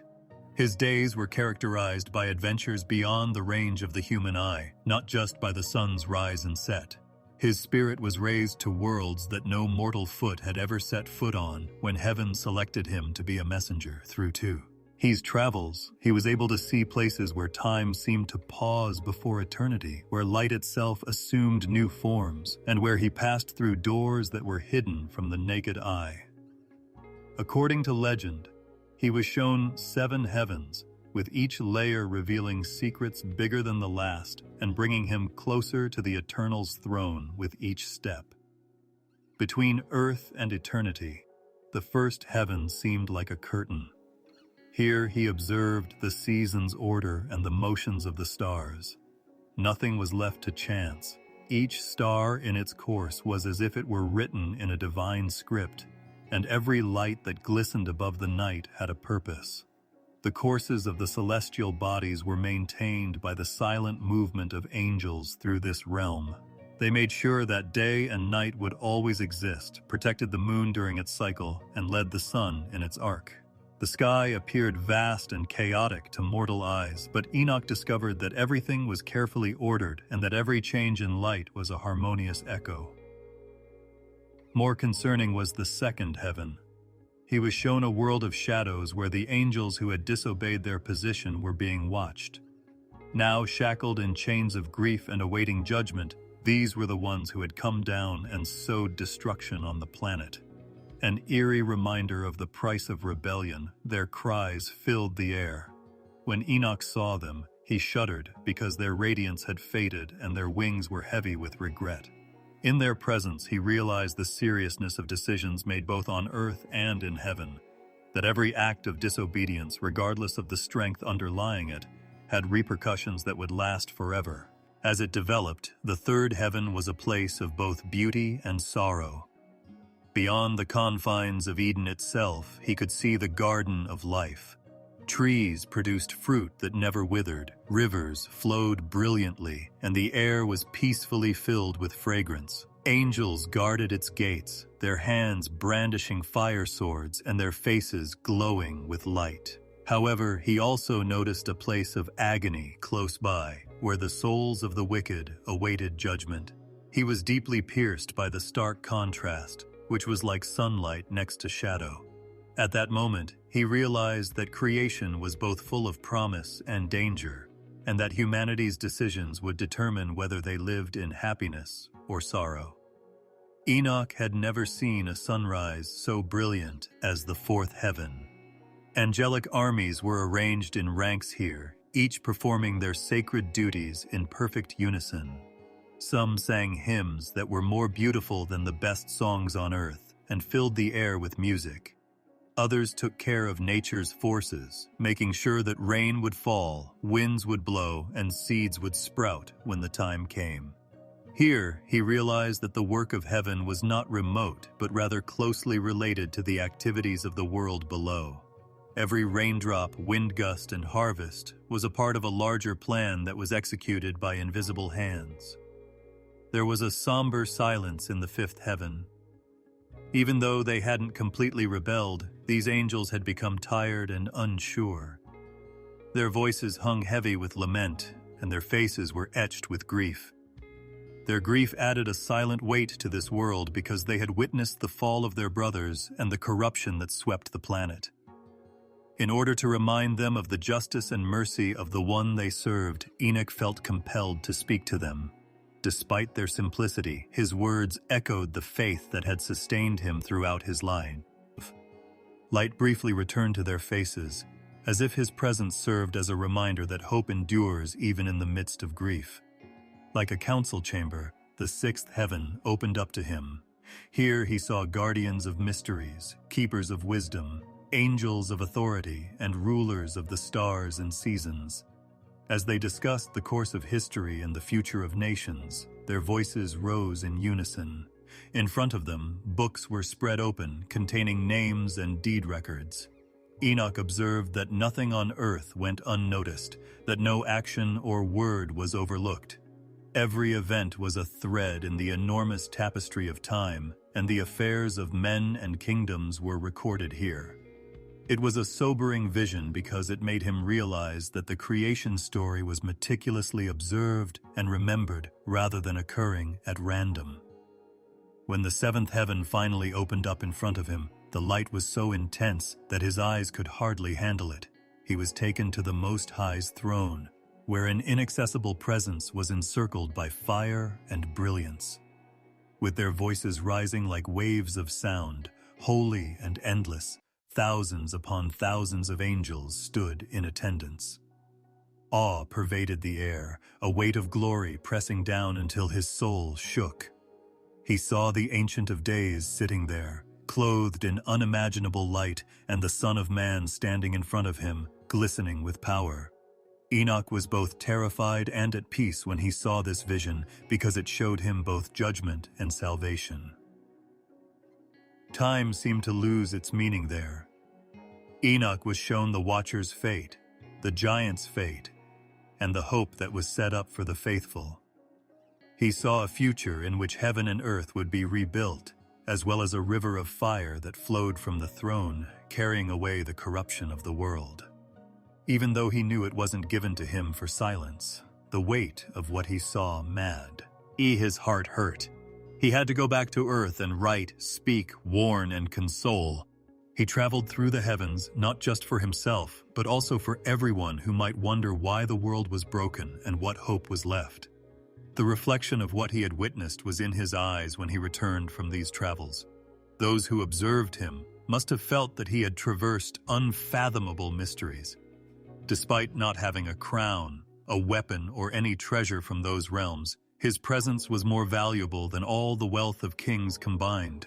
Eternity had touched him, and he had touched eternity. Generations were led into a greater understanding of the invisible by his words, which were preserved on scrolls and contained shards of the visions. Even though he was only one man, his travels were woven into the timeless tale, letting everyone know that the heavens are close by and that the faithful's path extends past the star's veil. Creation never had a random rhythm. Rather, it pulsed with order, as if the universe were a huge clock that had been wound by the hands of eternity. Behind it all was a calendar older than man himself, with days rising and falling, moons waxing and waning, and seasons turning with patient regularity. The Book of Jubilees, which exposed the secret framework that controlled the course of history, is the most meticulously preserved example of the divine order of time mentioned in the ancient writings. This was more than just a list of days. It was a sacred calendar woven into the fabric of the universe, where each season reflected the Creator's plan and every moment had significance. Time in this calendar was not determined by chance or by men's fluctuating desires. It was separated into jubilees, which were 49-year periods with 7 cycles of 7. Like a circle drawn in eternity that kept going back to the beginning, each jubilee symbolized not only the passing of years, but also the completion of a sacred rhythm. It served as a reminder that history unfolded in patterns rather than in a straight line, and that the Creator had incorporated cycles into creation to ensure that people would always remember the order that underlies everything. According to the Book of Jubilees, the stars themselves were used to write this calendar. In order to maintain time for the earth below, the sun, moon, and constellations all moved in unison. Festivals, Sabbaths, and holy observances were established before the world was even created by heaven, not by humans. Following this calendar meant living in harmony with creation and synchronizing one's life with the universe's very pulse. But to give it up was to lose the balance that kept life together and float into confusion. This order was revealed to Enoch, who walked with God and was later given to Moses on Sinai, where it was recorded in the Israelite covenant. The rhythm of heaven was mirrored in the designated feasts, the rest days, and the cycles of release and renewal. Every seventh day was designated as a return to the harmony of creation rather than just a break from work. Debts were forgiven, and the land itself was given time to rest every seventh year. The year of the Jubilee, when liberty was declared, slaves were set free, and families were given their inheritance back, followed 7 cycles of these years. This calendar was a sacred map of time, not just a collection of numbers. It served as a reminder to humanity that time was a gift that should be respected and that life was a borrowed resource. It taught that restoration was central to the design of creation, that freedom was as sacred as labor, and that rest was as sacred as labor. In order to guarantee that no burden would endure forever, no bondage would remain intact, and no land would ever run out, the Creator woven mercy into the fabric of history through these cycles. This design was confirmed by the stars themselves. The constellations rose and fell with the seasons, each signifying the designated times, as ancient sky watchers observed. The harvests, the sacrifices, and the occasions when heaven and earth came together to celebrate were all heralded by the sun's steady passage across the heavens. The rhythm of worship was always maintained because the moon, with its waxing and waning, measured the months with silent accuracy. Man was invited to live in harmony with the ticking hands of the great clock that was the heavens. Humanity, however, gradually strayed from this order. Confusion resulted from the replacement of the calendar established by heaven with one constructed by humans. The seasons of mercy were forgotten, and feasts were observed on days that the Creator had not selected. This loss is bemoaned in the Book of Jubilees, which also warns that chaos will spread throughout the earth and the heavens when humanity rejects the divine rhythm of time. Creation groans under burdens never intended to last so long. Oppressions deepen, and wars drag on. These lessons were carefully preserved in Ethiopian tradition, which helped to preserve the memory of the hidden calendar. In their writings, time was a sacred thread that bound humans to eternity rather than a meaningless metric. The calendar served as evidence that creation was anchored rather than drifting, that it was ordered rather than chaotic, and that there was a purpose behind every sunrise and sunset.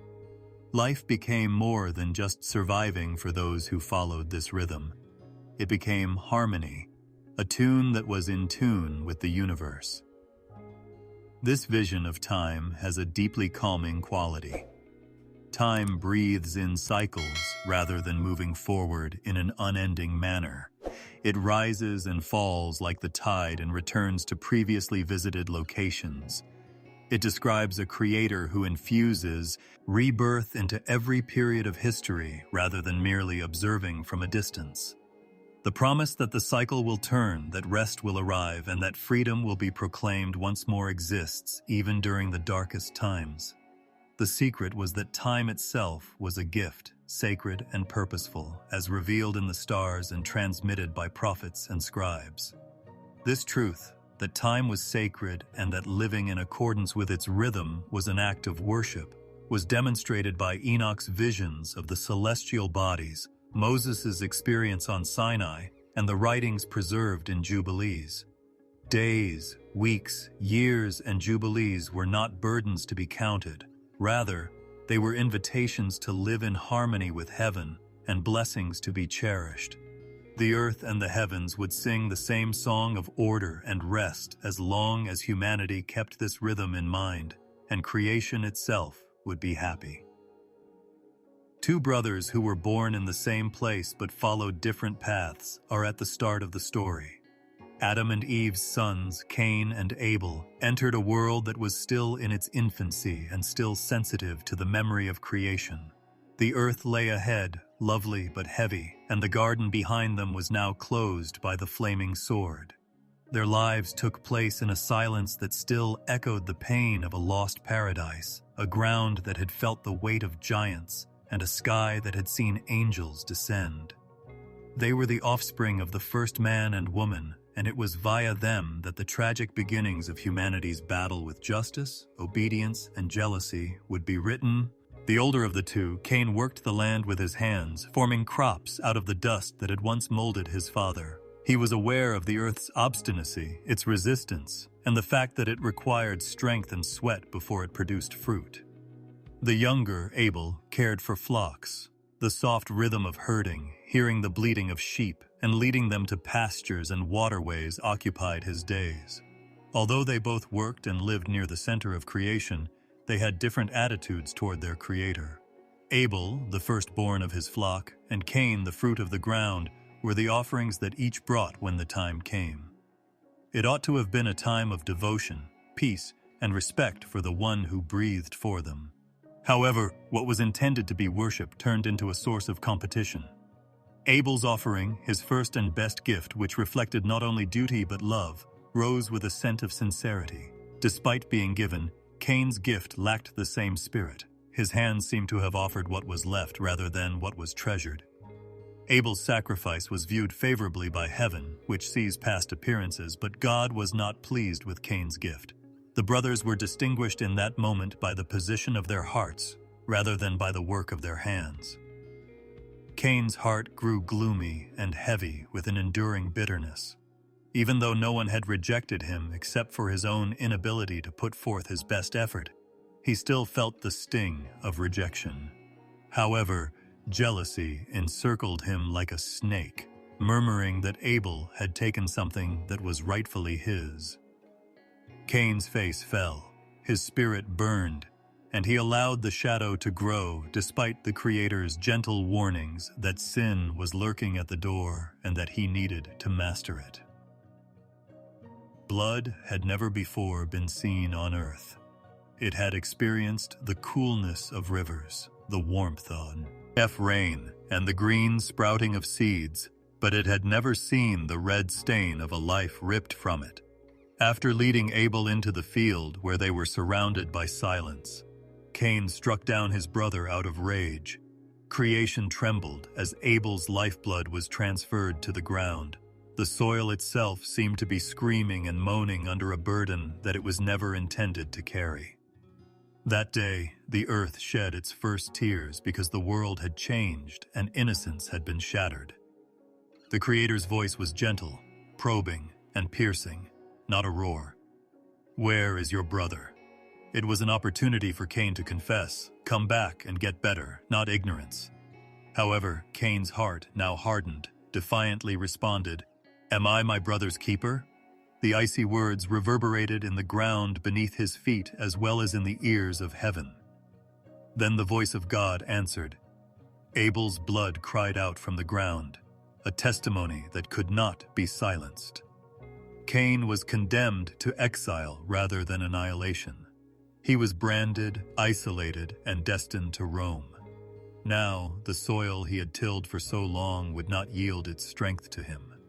He would find no real home on earth, and the fields he once controlled would turn on him. But there was mercy even in punishment. Cain's mark served as both a warning of his guilt and a protective barrier, guaranteeing that whoever discovered him would not destroy him. His wandering would be the shadow of his brother's cry, and his life would be burdened by the decisions he made. In addition to being the first violent act, the tale of Cain and Abel marked the beginning of a wound that would bleed throughout human history. The sound of blood wailing from its depths now filled the earth, which had been made for harmony. Once endowed with the ability to produce fruit, the soil now witnessed jealousy, treachery, and grief. Even so, there was a lesson, and to be learned from the tragedy. Worship is more than ritual, the heart is more important than the gift, and unbridled jealousy burns like a fire, devouring both the guilty and the innocent. Even though Abel's life was short, he became a symbol of faith because he was regarded in ancient texts as someone whose blood spoke long after his voice was silenced, whose life pleased God, and whose offering was righteous. The path of those who turn away from mercy and allow sin to rule them rather than conquer it was personified by Cain, the nomad. Even though their story is told simply, it resonates with generations to come, whispering about the decisions that determine fates and the tears shed when love turns to hate. Though they add layers of depth and depict the event as a cosmic fracture rather than a single act of murder, the Ethiopian writings preserve this story with the same solemnity as the ancient Hebrew texts. The earth itself is depicted as a living entity that witnesses the injustice of bloodshed. This point of view emphasizes the tragedy by demonstrating how sin is never contained or private. It spreads and disturbs the world's harmony by touching creation itself. Abel's passing left a scar in the ground as well as a wound to the family. The idea that the first recorded death in human history was not peaceful but rather violent and the result of envy has a haunting quality. The first grave was dug by a brother's hand, not by the passage of time. And ever since, the world would resound with Abel's cries, serving as a reminder that blood shed in rage never goes away but instead cries out for justice and remembering. Thus, the ground, which had previously been endowed with the ability to produce life, witnessed death. The cry of a brother's blood filled the heavens, which had previously been filled with the songs of creation. The story lingers like a shadow, reminding us that we are all close to the conflict between obedience and rebellion, love and jealousy, and light and darkness. It was written in the first family and is still carried in the Delhi, Kate hearts of everyone who lives on this planet. The first family experienced unfathomable grief after Cain's deeds' shadow had spread throughout the world. Having witnessed both paradise and exile, Adam and Eve now carried the burden of remembering a son who had been lost to violence and another who had been labeled a vagrant. Even though they were grieving greatly, a silent act of mercy was shown. They had another son, whom they called Seth. His name meant being chosen, appointed, and a ray of hope where despair might have begun. Adam and Eve saw in Seth not just another child, but also the assurance that darkness would not engulf the human story. Seth developed in the soft light of devotion, rather than the shadow of arrogance or jealousy. His life was influenced by his awareness of the lessons learned from his family's suffering. Seth had a more reverent heart than Cain, who let resentment control his actions. He served as a reminder that a flame could remain pure and unquenchable, a glimmer of faith that would endure despite tragedy. Seth's line sought God's face, where Cain's line wandered and struggled, and a legacy of devotion would come from them. Seth is given a place of honor in the Ethiopian tradition's writings, which portray him as a man who lived and lived morally. He served as a link between the fall and the promise of redemption, a representative of the line that would preserve the promise of heaven's light and the memory of Eden's lost splendor. Unlike Cain's descendants, who walked with a spirit that reached upward, Seth's children and their descendants were viewed as a chosen lineage. They served as a reminder to the world that the human heart could still honestly seek its creator. The tale of Seth's line developed gradually and subtly as generations passed by like rivers. The appearance of names like Enoch, Kenan, Mahalalel, and Jared signifies a constant thread of devotion while also carrying the rhythm of life and death.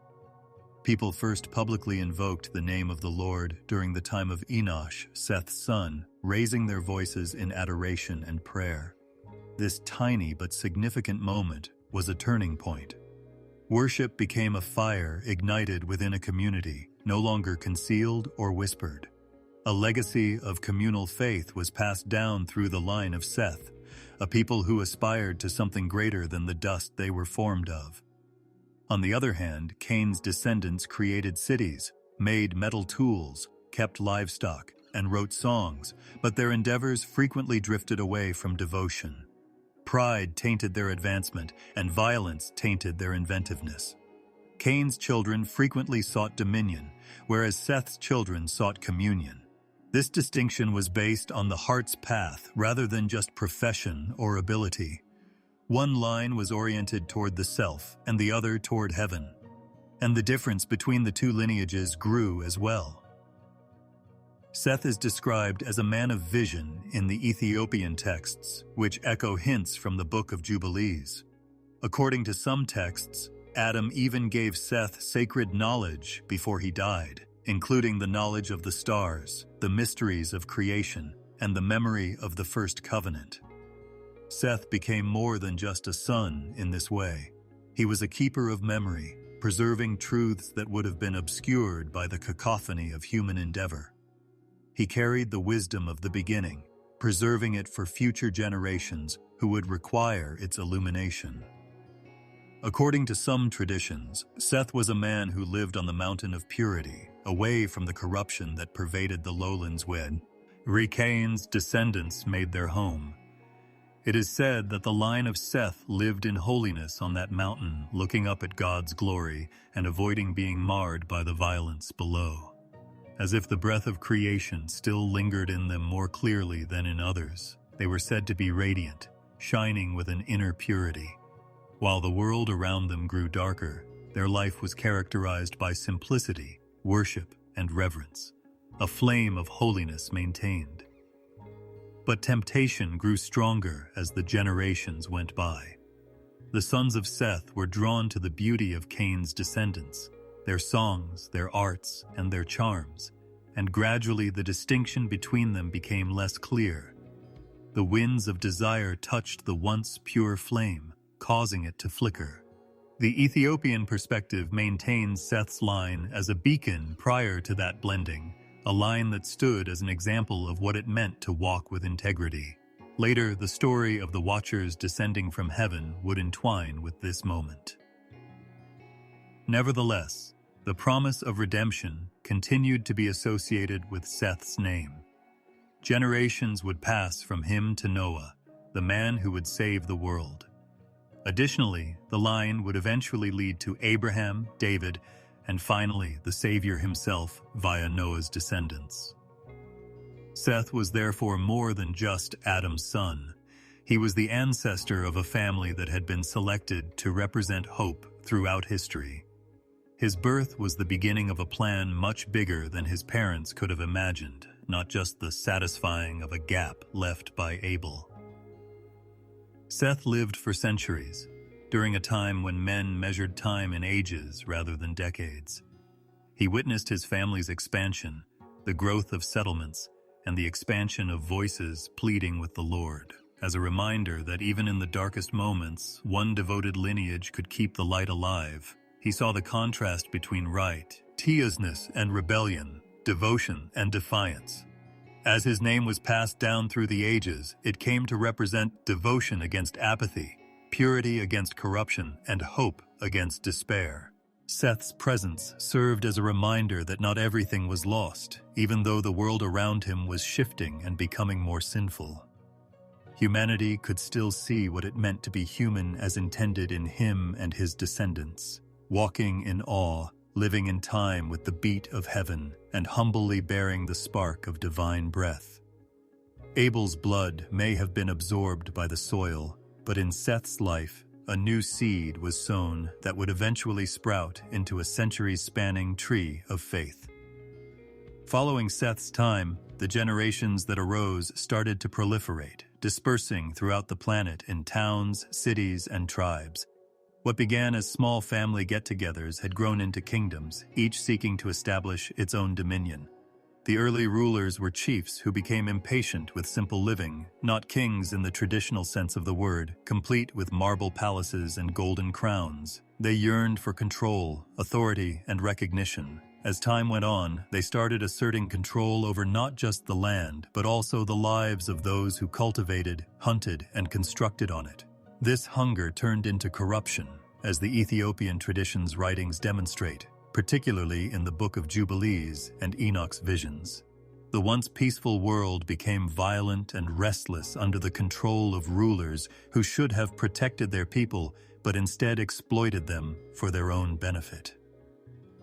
The development of human history is recounted in the Book of Jubilees in precise time cycles. Every 49-year period, or jubilee, was inscribed in the stars like a marker, a rhythm of creation itself. These cycles were intended to serve as a reminder of order and to help people stay in harmony with the universe's divine structure. However, men deviated from that cadence. They lived by ambition and disregarded the sacred pattern. By doing this, they tainted not just their own lives, but also the lives of people in their vicinity. Chaos replaced the law of cycles, which had been forgotten. In his writings, Enoch described how kings transformed their thrones into places of cruelty and arrogance, foretelling the end of this chaos. Not all corrupt rulers were born evil. Many started out as leaders who wanted to protect their families, but their desire for more eventually overtook them. They raised armies for conquest rather than defense, hoarded grain while others went hungry, and accumulated wealth. They ruled in terror, their words piercing and their penalties even more severe. Men now whispered about wars, oppression, and cruelty where they used to gather around fires to tell stories about God's first breath. The earth moaned beneath the weight of the blood-soaked thrones. Enoch used harsh language when describing these rulers. He compared them to shepherds who ate the very sheep they were supposed to guard. They filled their cities with idols they had carved themselves, dumped daughters from their homes without honor, and spilled innocent blood. Their temples resounded with false worship, their courts with injustice. They constructed towers to reach the heavens out of pride, not as a sign of devotion, but as a monument to themselves. Every law was a perversion of what was once pure, and every stone was a statement of rebellion. Leaders were not the only ones who corrupted their countries. The populace itself became violent and corrupt as a result of imitating their leaders. Greed became the norm, theft became the norm, and religious observance was diminished to meaningless rituals. This deterioration started to show in the land itself. The once harmonious order of creation appeared to be disrupted. The soil lost its strength, and the waters became contaminated. Even the cycles of time and seasons were disturbed as men disregarded the Hod calendar, according to the Book of Jubilees. Dissonance now pervaded the world where order ought to have been like a harmoniously sung song. Visions of the consequences of this corruption were shown to Enoch, who was selected as a messenger. He witnessed kingdoms fall under the weight of their own injustice and nations rise and fall. He described how angels were grieving over the state of humanity, how their decline into violence and arrogance was a reflection of the uprising that had previously rocked the heavens. He cautioned that no kingdom founded on corruption could endure because it was like a sandhouse that would be washed away when the storms of judgment arrived.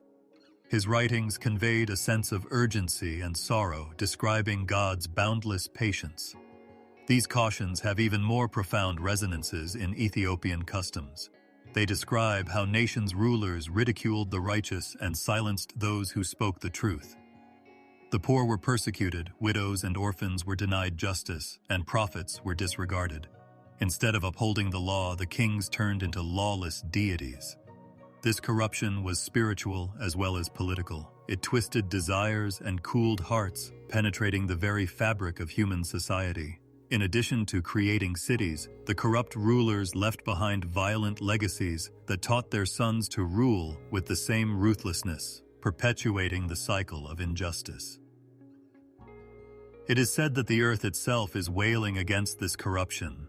According to Enoch, every drop of blood that stained the soil served as evidence against the wicked. The air was filled with sorrow as the cries of the oppressed rose to the heavens like smoke.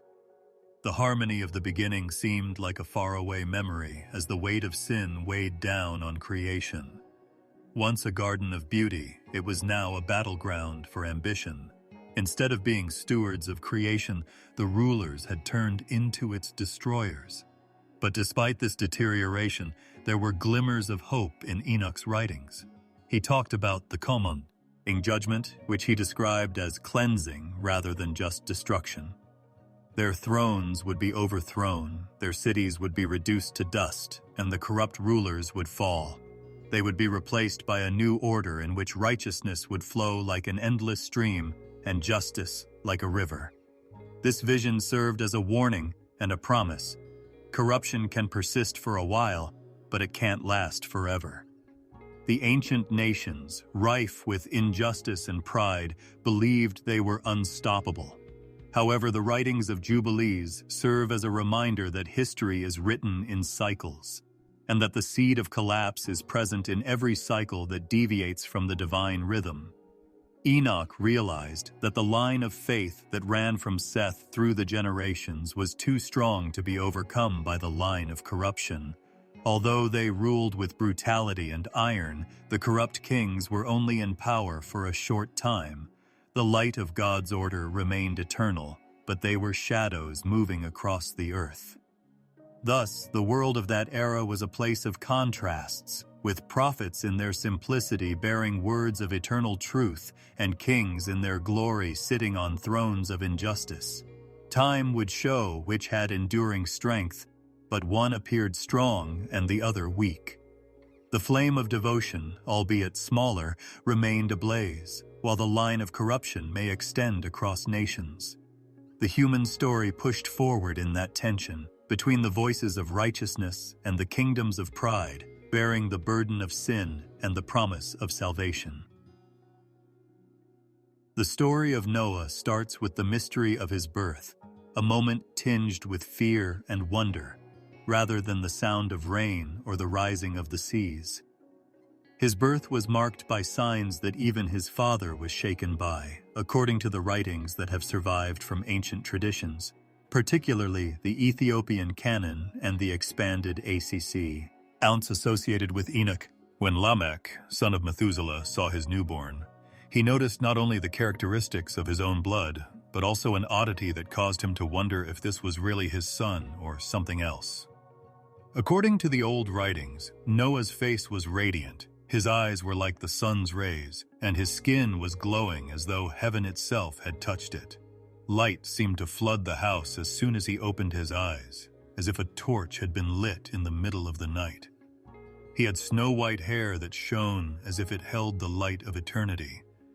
It was said that his voice was a blessing when he opened his mouth, as if he could not even form words of praise before they came. These particulars, which are mentioned in the Book of Enoch and are reflected in Ethiopian customs, distinguished Noah right away. He was a sign, not just a kid. Lamech felt frightened. He turned to Methuselah, his father, and expressed his uncertainty, questioning whether the child had actually come from his own lineage or from the Watchers, the angels who had come down and mixed with humans. Even the most innocent events were viewed suspiciously because of the widespread fear of corruption at the time. Lamech found it hard to accept that a human child could possess such radiance, such otherworldly light. His uneasiness reflected the strain of the era when the sins of the fallen had muddled the lines between heaven and earth.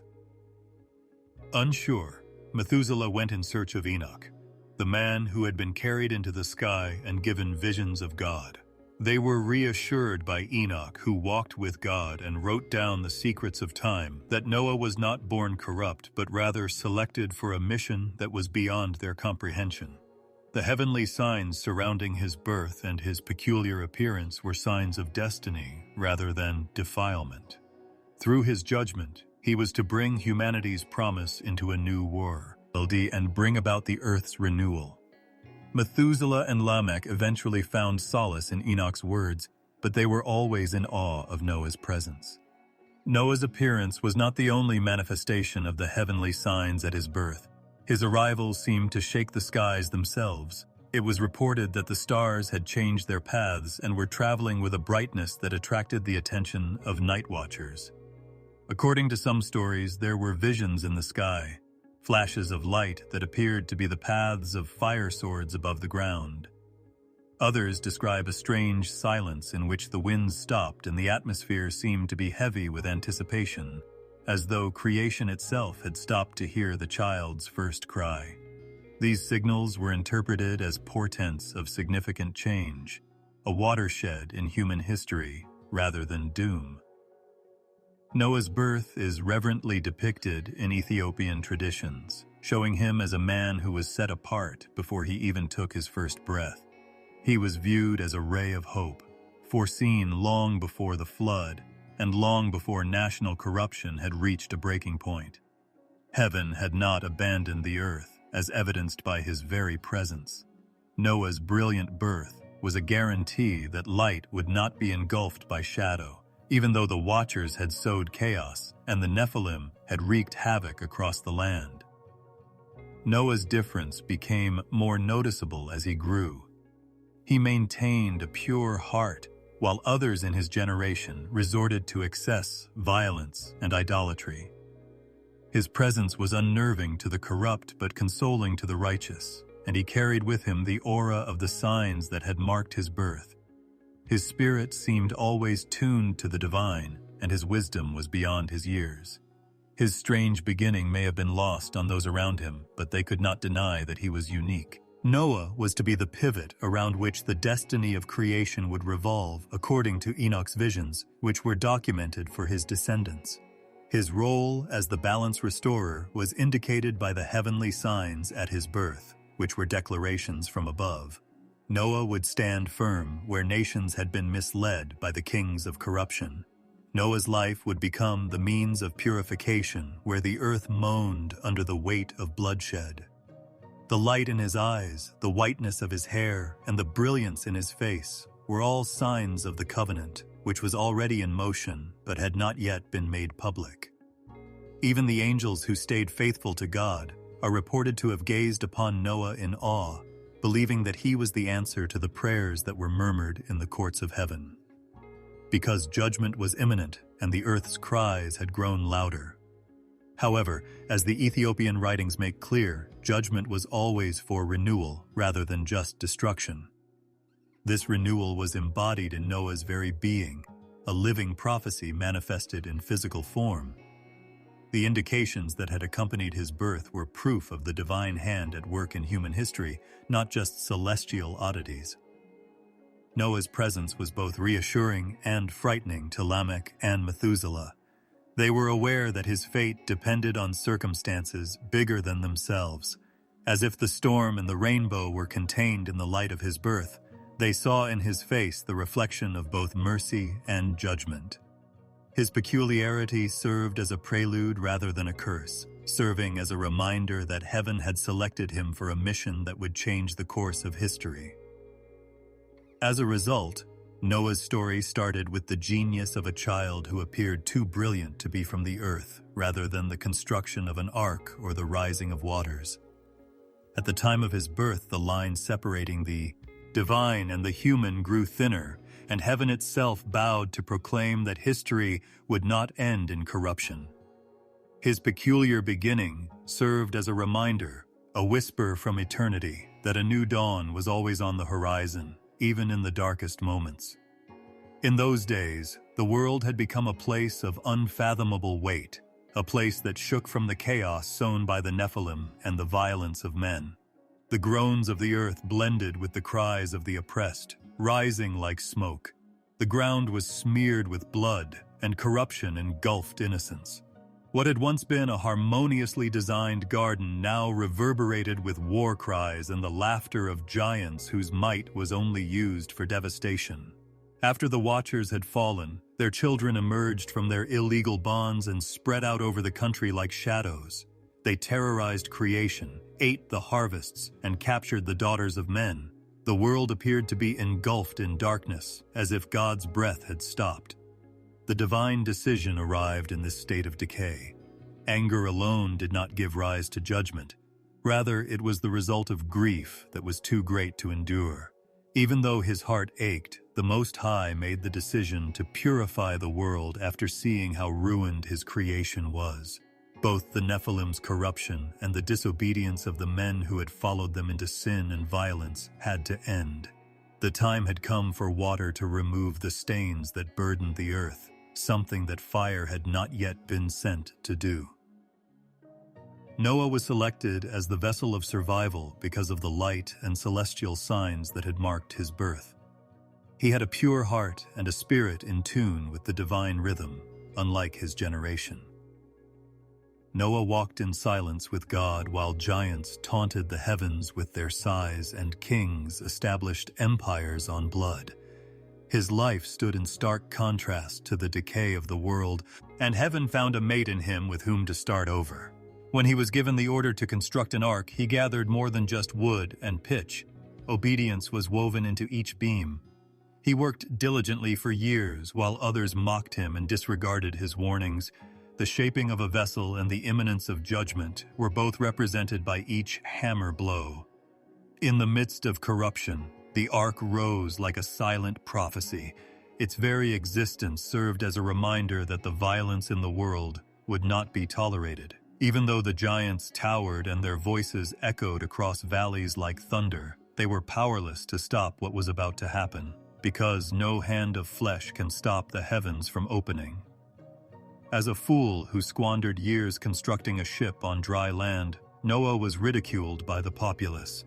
However, there was a hint of uneasiness in their laughter, because they knew deep down that the world could not go on as it was. To ears not used to such a downpour, the first raindrops were heavy rather than gentle. Waters poured forth with rage as the long-restrained skies split open. Deep springs erupted upward, causing the flood to originate from below as well as above. As if finally letting out a sigh, the earth let out its pent-up grief in a flood of water. Valleys became a part of the sea, and mountains disappeared beneath the waves. As cities drowned and homes collapsed, the mockers' laughter transformed into screams. Despite their size and strength, the Nephilim were unable to stop the flood from rising, but the divine decree was too strong for them. Once feared by men, their roars were muffled by the unrelenting waters. Noah and his family were sealed inside the ark. Their lullaby, a rhythm of terror and mercy, was the sound of rain hitting wood. The world was in disarray around them, but there was peace inside. The animals, who had been brought in 2 by 2, lay quietly, as if they understood that this man's loyalty was essential to their survival. Carrying the seed of life through the waters of judgment, the ark was more than just a wooden vessel. It was the womb of a new creation. The incessant thunder of the water drowned out the shrieks outside. Rain fell for 40 days and nights, each wave a brushstroke in the world's purification, each drop a reminder of how far humanity had wandered. The haughty Nephilim were gone. Their strength vanished in the sea, and their names faded to whispers in forgotten ruins. Their corruption had already spread widely, but now it was engulfing every remnant of their rule. It seemed as though the earth itself, tired of their burden, was happy to be freed. The blood-stained soil had been cleaned, and the storm had cleared the violently charged air. Creation appeared to breathe again in the vast emptiness that followed devastation, freed from the oppression of the giants. Weeks passed, and the ark continued to float on a limitless expanse of water. There were only gray skies and rolling waves to be seen, not a single tree, mountain, or city. Noah prayed inside, his eyes yearning for land but his heart steady in trust. Living between the old and new worlds, his family also had to deal with the burden of waiting. The animals shifted uneasily, as if they could sense the passing of time. But in the invisible hands of the one who had commanded its construction, the ark continued to float. The rain finally stopped, but the water continued to flow. The ensuing quiet was eerie because it contained the memory of voices lost, footsteps lost, and laughter sucked up by the ocean. It was a silence of promise, though, because beneath the seas lay a sanitized earth that was prepared to rise once more. With the same eagerness that he had once watched the construction of beams, Noah sent out a raven and then a dove as the ark rested on the mountains. It seemed as though the entire world let out a breath when the dove returned with an olive leaf, indicating that the waters were receding and that a time of renewal was approaching. The flood was a time of transformation rather than just devastation. It cleared the way for life to start over by tearing away what had been corrupted. The nations that had resorted to immorality had vanished, as had the Nephilim's towers of conceit. However, as a warning, the memory of what had been was etched into the hearts of Noah's descendants. More than just a representation of beauty, the rainbow that subsequently arched across the sky served as a covenant and a reminder that while judgment would not always come in the form of a flood, the balance of creation was sacred and needed to be protected. Noah's survival served the interests of the earth as a whole, not just himself. The story proceeded through him, but with a new beginning rather than the same one. The ark that once held trembling souls was now the foundation of hope, and the drowning waters were now waters of purification. After the earth was cleansed by the flood, giants were silenced, corruption was eradicated, and humanity was given the opportunity to rise again, not in rebellion, but in humility before the one who had saved them. There was an odd silence in the air when the waters eventually receded and the ark lay on the mountains. The clamor of rebellion, the violence of men, and the noise of giants had vanished from the world. All that was left was a landscape stripped bare, an earth cleansed of corruption, a blank canvas awaiting the brushstrokes of fresh life. With tentative awe, Noah and his family emerged from the ark, their feet digging into uninhabited ground since the flood had engulfed everything. The scent of rebirth permeated the soft, damp soil that was reminiscent of the waters that once covered the highest peaks. Noah's first action was to raise an altar rather than construct a city or amass belongings. He made a sacrifice there on the recently cleansed ground, and the smoke lifted into the sky like a prayer. It was the scent of appreciation and recognition that mercy, not his own strength, had allowed him to survive. While everyone else was silent, the altar spoke, sending a message upward. One man's heart bowed low in reverence, and the earth had begun again. The promise then materialized, written across the sky itself, rather than engraved in stone or whispered in private. Gleaming against clouds that had once poured out wrath, a bow of colors stretched wide. The rainbow represented heaven bending toward earth, a covenant painted for everyone to see, not just light bending in mist. It was assurance, not just beauty, for Noah, his family, and the creatures that had survived. The waters had eaten, but they would never eat again. The bow served as a reminder that mercy was supreme and judgment had its time. The Ethiopian texts frequently discuss layers in these situations, where depth is concealed beneath what appears to be simplicity. A covenant between the Creator and creation, the rainbow was more than just a symbol of protection from storms. As though to embrace the entire world within its reach, its arch extended from horizon to horizon. Such a sign would be unmatched by any king's seal or imperial decree. It was a contract woven into the very fabric of the sky, created by divine will rather than human hands. The symbolism was complex and multifaceted. As if the weapon of destruction had been set aside, the rainbow's arc resembled a bow, but it was raised upward in peace rather than toward the earth in anger. This made the sign about divine intent rather than just nature. The rainbow demonstrated the indisputable fact that mercy would always offer a way for rebirth, while the flood had demonstrated to humanity the results of corruption. The bow served as a reminder to nations that their demise at the hands of the sea would not be our fate, even if humanity were to falter once more. For Noah and his family, standing under that bright spectacle, the covenant meant more than just relief. It meant accountability. The bow in the sky served as a reminder that they were stewards of a world held together by divine patience, and they now held a cleansed earth. Covenants are not one-sided, according to the Ethiopian writings. They require remembering and responding. Seeing the rainbow meant more than just appreciating its beauty. It meant remembering the burden of life saved, the mercy shown, and the duty to behave morally on the restored earth. Noah's descendants would remember the silence of the flood when they saw that same arch in the sky. When the colors emerged after rain, Shepherds in the fields, kings on their thrones, and kids playing in villages would all stop.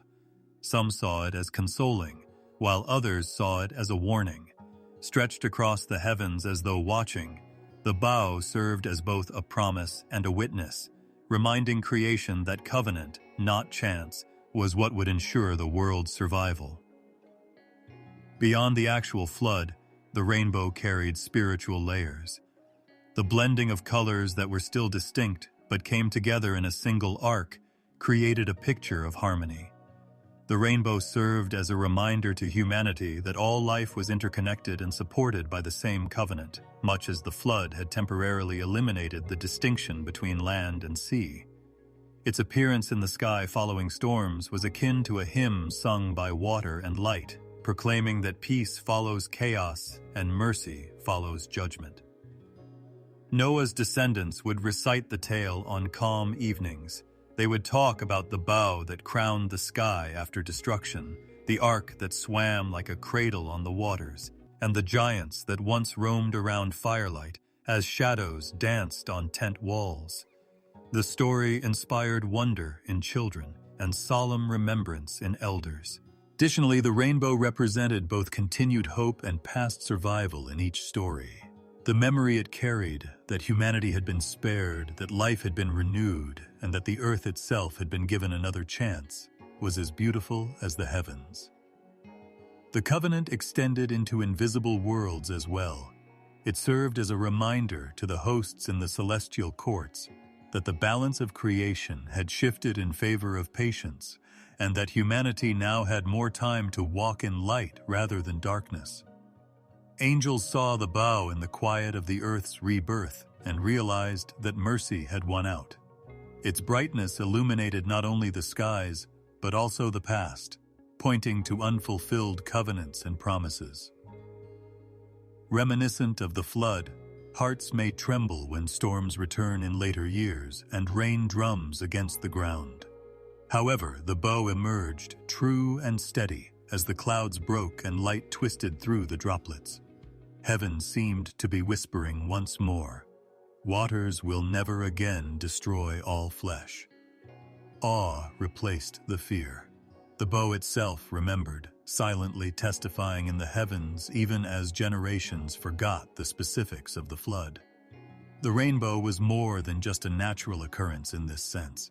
It was a colorful message, a link between heaven and earth, forgiveness and remembrance, devastation and rebirth. In addition to speaking to Noah, it also speaks to every heart that opens its eyes after a downpour. The rainbow made sure that humanity wouldn't drown in judgment once more, even though the flood had cleaned the planet. It was and still is a promise engraved in the heavens, laden with deeper significance than words could express, bearing the burden of grace and the beauty of survival.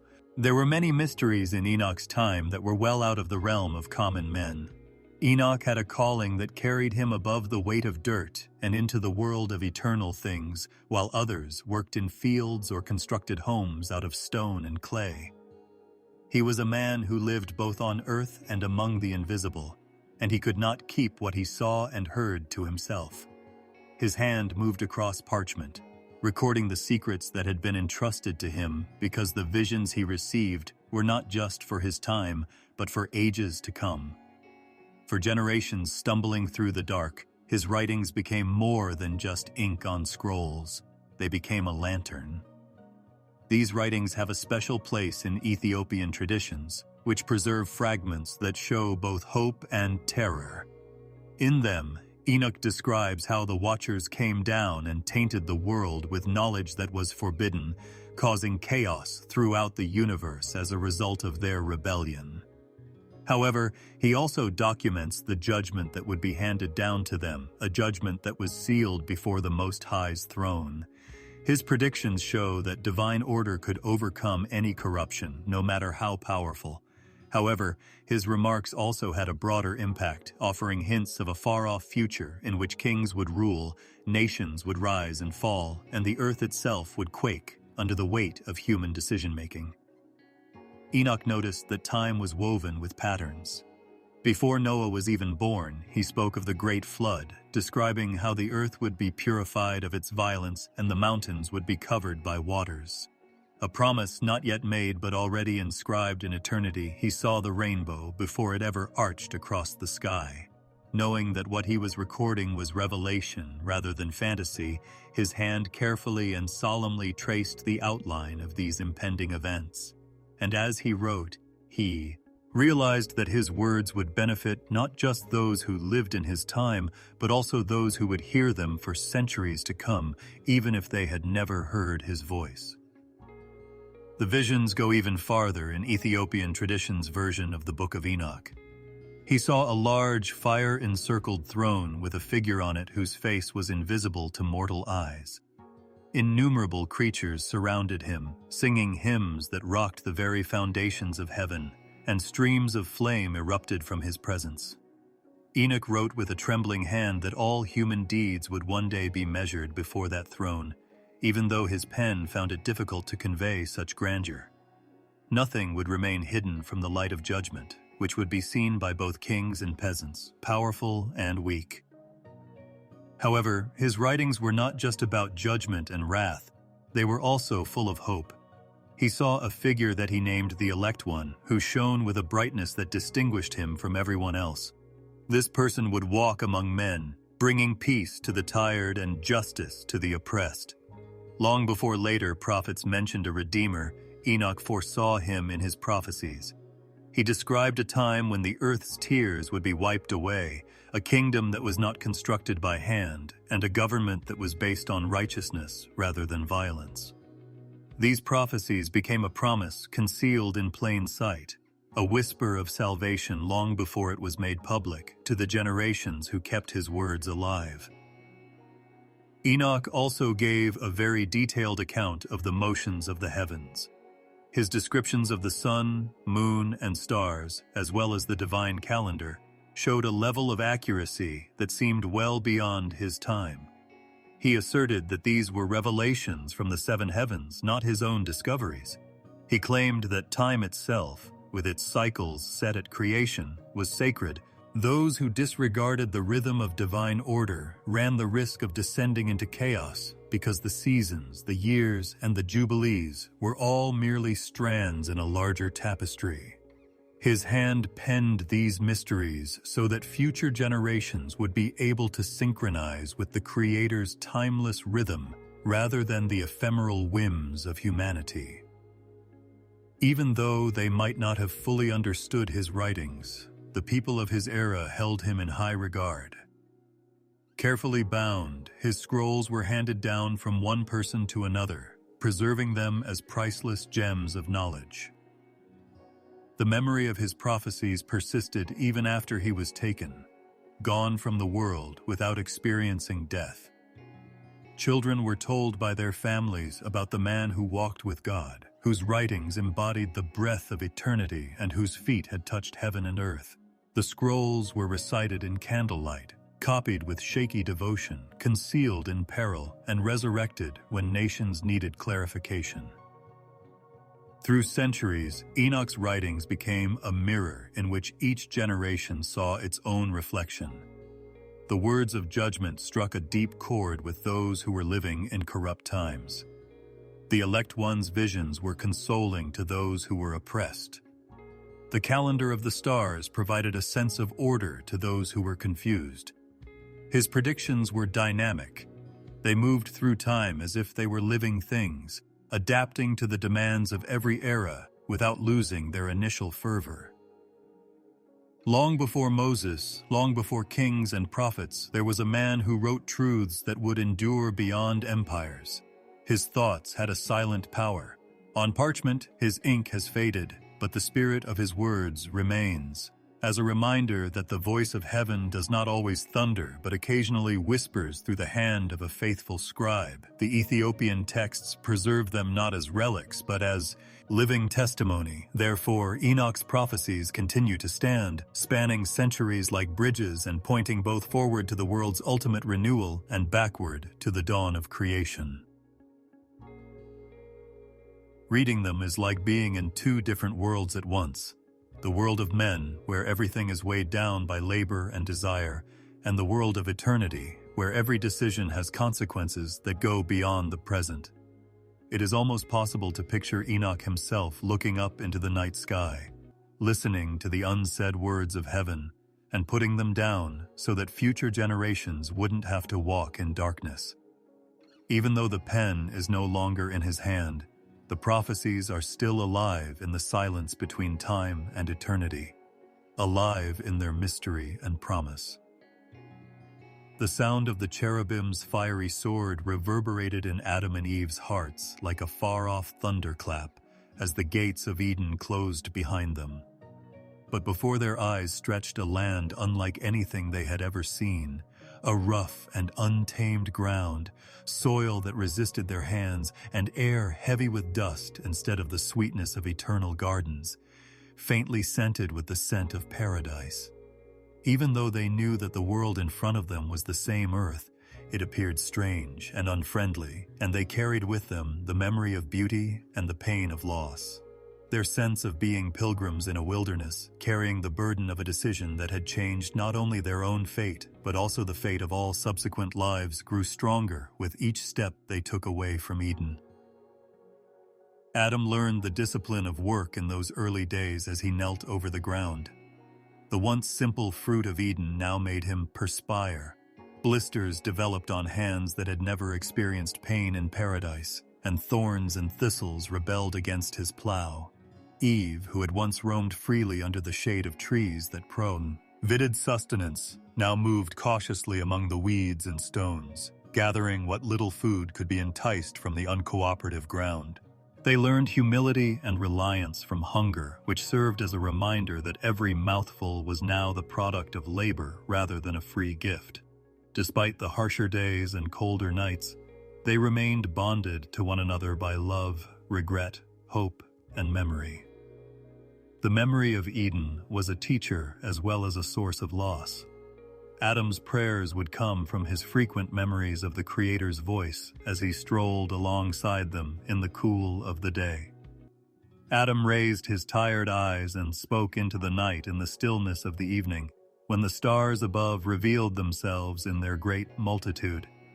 He wasn't sure if heaven still listened, but he couldn't stop the desire inside.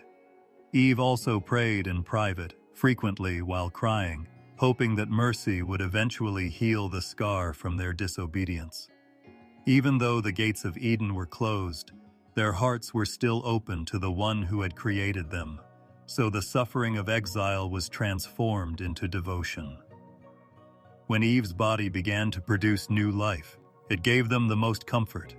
They were both amazed and terrified by the first indications of pregnancy, because they had never seen anything like it. Every motion inside her womb served as a reminder that life itself had not been taken, even though paradise had been lost. When Cain was born, Eve held him in her trembling hands and said, "I have gotten a man with the help of the Lord," with a mixture of amazement and thankfulness. At that moment, grief gave way to hope, because she heard the assurance that humanity would not perish in dust in her baby's cries. Abel, who was kinder in nature, was born shortly after, and the sounds of children's laughter and cries filled their home, even though it was far from Eden. But being a parent wasn't without its challenges. Sleepless nights, fear of fevers, and the difficulty of raising sons who shared their characteristics and imperfections taught Adam and Eve to be patient. While Abel had a calmer disposition and cared for flocks with a heart that seemed drawn toward peace, Cain grew stronger, more eager in the fields, and his temper was as quick as fire. Their disagreements frequently led to arguments, and despite their desire for peace, Adam and Eve were forced to deal with the same challenge that all parents encounter: raising children with free will. Both the beauty of life's rebirth and the shadow of the brokenness that had entered the world due to their own error were evident in their sons. Worship became a major part of their lives. In order to honor the one who gave them life, Adam instructed his kids to bring offerings. They constructed stone altars and raised sacrifices made from their hard work. But there was conflict, even in worship. Despite his pride and restlessness, Cain offered from the soil he tilled. The humility in Abel's offering, which came from his flocks, pleased the heavens. With an unsaid fear weighing on their hearts, Adam and Eve watched the tension between their sons increase. They felt that the same shadow was passing through their firstborn's heart, because they had experienced the weight of disobedience themselves. Adam and Eve felt their loss more profoundly than the exile itself when the tragedy struck. When Cain rose in jealousy and Abel's blood soaked the ground swallowed their son's blood like a witness, seemingly awakened by the cries of his lifeless body. No hardship of work or exile could break through them like the grief of losing a child. Adam stood silent, his strength broken by grief, while Eve sobbed uncontrollably, holding on to memories of Abel's laughter. As if sorrow weren't enough, Cain's wanderings made their suffering even worse because one of their sons was now underground and the other was far away from them. The joy of having children had also exposed the depth of heartbreak, so the full weight of parenthood fell upon them. But time went on, patient and unrelenting. Seth was one of Eve's additional children, whom she treasured as a symbol of rebirth. She said that God had chosen him as a replacement for Abel, and that Adam, despite his age and weariness, took solace in raising him. They got a glimpse of a future that would preserve their memory through Seth's line, a continuation of humanity's story in spite of its brokenness. As the family grew, so did their home, which was no longer merely a place to stay for two exiles, but rather a house full of voices, laughter, arguments, and the constant beat of life. Adam and Eve kept the memory of the garden with them even as generations passed. They told their kids tales of fruit-bearing trees, crystal-shining rivers, and the Creator's voice that used to walk by their side. They did not conceal their failure. Instead, they used it as a warning to teach their kids that disobedience had far more serious repercussions than anyone could handle. However, they also mentioned the hope that the Creator had whispered, that one day a seed would emerge that would defeat evil's might and bring back what had been lost. These tales served as the cornerstone of their descendants' faith, a legacy woven from both recollection and the hope that redemption would eventually arrive. Adam's life spanned centuries, during which he worked in fields, reared children, and told tales. Even though his body bowed under the weight of age and his beard grew long and white, Eden's reflection was still visible in his eyes. Even though Eve's face was marked by the passage of time, her heart remained unwavering. Together, they carried the blessing of being the first to experience the grace of survival and the burden of failure, but they also lived as parents to humanity, rather than as creatures who had been abandoned. They were aware that the earth had changed, but they also knew that there was still hope. As a result, their post-Eden days developed like a tapestry made of joy and sorrow, hardship and faith. They cultivated the land, reared their offspring, lamented their losses, and gazed up at the sky, praying that their offspring would have a closer relationship with God than they had. Every morning held the promise of a fresh start as well as the pain of exile. Because of their labor, their tears, and their unwavering love, they became the cornerstone upon which all of humanity would be built. So their story after the garden was just as sacred as the one inside. There has always been a mystery that permeates sacred writings and long-standing customs as time passes. Seasons follow one another in an endless procession, and days and nights turn like a heartbeat. But within that constant rhythm is a pattern that is vast, hidden, and intentional. A divine plan organized not just in days and years, but in cycles far larger than human comprehension, is glimpsed in the Ethiopian writings, the Book of Jubilees, and other ancient scrolls. They talk about 7,000 years as if history were a narrative with chapters, with each chapter developing purposefully and each cycle bearing the imprint of God's plan. In these texts, time is a precisely measured span that is divided, sealed, and bound to reach a climactic end, whereas to most people it seems like an endless flow. One of the most illuminating of these texts is the Book of Jubilees. Often referred to as the Lesser Genesis, it organizes events within a calendar of divine order rather than just recounting them. It illustrates how creation was not just the beginning, but also the beginning of a mathematically precise cycle. The grand narrative uses spans of millennia, jubilees of centuries, and weeks of years as markers. Every season reflects the rhythm of eternity, and time is not arbitrary, but sacred. Within its pages, it maintains that history is separated into quantifiable eras, each of which represents a stage in a larger upward trend toward rebirth. And the outline of 7,000 years appears like a hidden pattern beneath the surface of history, a design intended to be discovered by those who seek it out when these writings are read in conjunction with apocryphal visions. This plan develops similarly to the actual days of creation. 7 days of rest after 6 days of labor becomes more than just a weekly pattern. They turn into the model for the world's ages. Humanity's story is mapped across 6,000 years of struggle, labor, striving, and trial, followed by a final 1,000 years of rest, peace, and divine reign, just as the Creator worked for 6 days and rested on the 7th. Therefore, in addition to being a weekly reminder of creation, the Sabbath is also a prophecy, a marker of the end of the world's turmoil. Every week, the pattern whispers the promise that time itself will bend toward completion, repeating like a song. These divisions are frequently described in the apocryphal texts using haunting and symbolic language. Adam lived in the first age of innocence, when humanity was just beginning to evolve, but it soon experienced exile.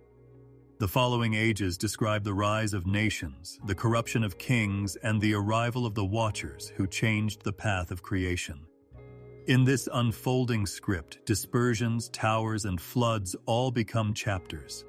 But with every passing generation, humanity approaches a turning point when the threads of time are gathered and the narrative is put to rest. Every 50 years was more than just a span of human generations to those who counted the Jubilees. It was a new step in the grand staircase that would eventually lead to the completion of the 7,000. These cycles are supposed to order heaven itself. The stars follow predetermined routes rather than roving aimlessly across the sky. The moon marks the seasons in accordance with a secret covenant, and the sun rises and sets by decree rather than by accident. The passage of divine will on earth is measured by these celestial lights, which are more than just ornaments from above. Time is thus both earthly and heavenly. In the heavens above, where constellations narrate tales of beginnings and endings, and the sky vault transforms into a scroll that eternity writes on, the 7,000-year plan is reflected. As the centuries went by, sages and prophets looked upon this secret calendar and saw signs that it was coming to an end. In his visions, Enoch chronicled his travels through the heavens, where he observed the sun and moon's paths, the order of the times, and the destiny of future generations. He described specific weeks that would bring about the ultimate rest when righteousness would rule the world, each with its own set of promises and judgments. Jubilees repeated this pattern, claiming that history was progressing toward fulfillment rather than devolving into chaos, seemingly under the direction of invisible hands. Therefore, every era, no matter how gloomy, contained the conviction that it was merely another chapter bringing humanity one step closer to the 7th day. There has always been a sacred weight associated with the pattern of 7.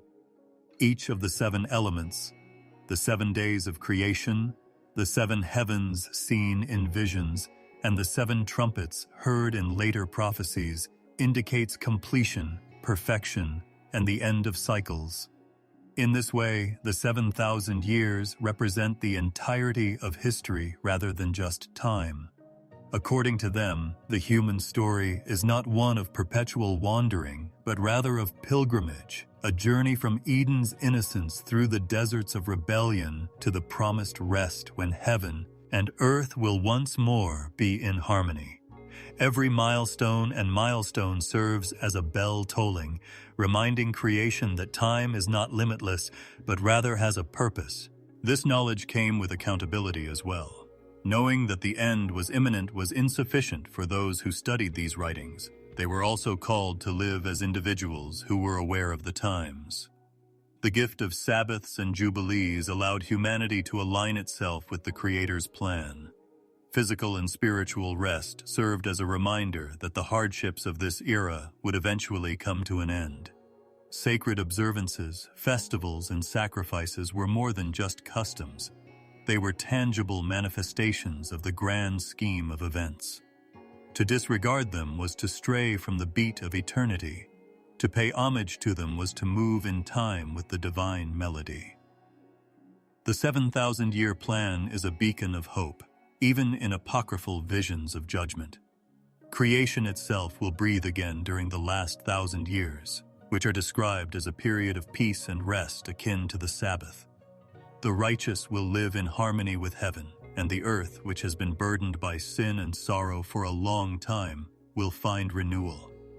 This vision does not erase the pain of the 6 preceding ages, but it redeems them, transforming struggle into preparation, labor into longing, and sorrow into the dawn of rest.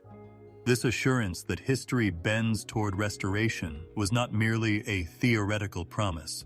Rather, it was a lifeline for those who suffered from exile, oppression, or despair. Thus, through holy writings, the stars above, and the cadence of weeks and jubilees, the mystery of 7,000 years persists in whispering. Since no one can speed up the passage of eternity, it is a mystery that begs for reflection rather than calculation. However, it is also a mystery that provides significance, guaranteeing each generation that their existence is a part of a larger scheme. The human story is a long one, but it is not one of endless wandering. Rather, it is a pilgrim age with a predetermined end, a journey toward the great Sabbath that is yet to come. Knowing that every moment bears the weight of eternity's plan, to catch a glimpse of this mystery is to walk through time with reverence. From the dusty halls of ancient councils to Ethiopia's highlands, the story of the forbidden books plays out like a shadowed tale of devotion, politics, and decision-making. From Jerusalem to Rome, the Christian world was confronted with an overwhelming amount of scripture. The early centuries were filled with creation stories, angel stories, prophetic visions, and gospels written under various names. Church leaders convened in councils to decide which texts would be regarded as sacred and which would be rejected in an effort to preserve unity. By reducing a vast river of stories into a single stream, their choices influenced the Bibles as we know them today. However, the wider river was preserved in Ethiopia's mountains, where early Christianity coexisted with ancient customs. The stories that were considered illegal in other countries were still read, copied, and treasured there. The councils did not behave carelessly. They had to lead a burgeoning faith through adversity. The demand for a single, distinct authority accompanied Rome's change from persecuting to embracing Christians. The Gospels of Matthew, Mark, Luke, and John, as well as books like Genesis and Exodus, were accepted everywhere. However, the texts that described watchers coming down, Enoch's travels, and jubilees signifying time in secret cycles were regarded with suspicion. Some thought they contained teachings that were too mystical or dangerous, while others were afraid they confused the faithful. In an effort to prevent conflict, the councils reduced the number of books in the canon to 66, allowing the others to fade into obscurity. Ethiopia, however, was unique. Christianity arrived early because it was a part of its culture and not a foreign force. According to legend, the Queen of Sheba met Solomon. Ethiopia was connected to the Ark of the Covenant, and Philip baptized the eunuch, as recorded in the Book of Acts. These roots were profound, and Christianity developed a unique form when it thrived there. There was no reason for the Ethiopian church to ignore the broader narratives. Rather, it preserved them by incorporating them into its collection of 88 books. While they were forgotten elsewhere, the writings of the Book of Enoch, the Book of Jubilees, the Ascension of Isaiah, and others persisted in Ge'ez, Ethiopia's sacred language. When others abandoned these stories, why did Ethiopia protect them? It might have been geography, a mountain-sheltered region remote from the political upheavals of Constantinople and Rome. Maybe it was culture, a custom that emphasized oral history, memory, and ancestry. Or maybe it was faith, that these tales, odd as they appeared, contained truth that was worth preserving. Enoch's visions and the cycles of jubilees illuminated mysteries not addressed in the 66 books, making them treasures rather than diversions for the Ethiopian faithful. Their Christianity found harmony in embracing both the known and the unknown, and it felt no need to break with the old ways of thinking. Fear of abuse was another factor in the council's rejection. For instance, the Book of Enoch describes how angels came to earth, bound themselves in forbidden unions, and created the Nephilim, giant creatures whose violence tainted creation. The distinction between the divine and the human seemed to be blurred by such vivid and unnerving stories. Church officials were concerned that these tales might cause misunderstanding or superstition. They questioned how such stories could coexist with the gospel's lucidity. They decided it would be better to lock them up. Ethiopia, however, welcomed the tension because of its long-standing reverence for mysticism. It saw mystery as depth rather than danger. Ethiopia gained a distinct identity in Christendom as a result of the preservation of these forbidden tales. Ethiopia read the complete story of Enoch in its sacred services, whereas Europe only learned about him from echoes in apocryphal traditions or references in Jude. Ethiopian priests studied the weeks and years that make up jubilees, while people in other countries forgot about it. This distinction influenced its imagination as well as its theology. The Ethiopian faithful prayed knowing the secret functions of angels, the heavenly calendars that governed history, and the visions that extended from Eden to the Last Judgment. In their world, heaven and earth more clearly overlapped, and sacred time flowed according to patterns rather than dates. The forbidden stories were virtually forgotten in Europe as the centuries went by. Greek manuscripts fell apart, Latin translations disappeared, and there were only rumors left. Before pieces of Enoch resurfaced in the Dead Sea Scrolls in the 20th century, scholars wrote him off as a legend.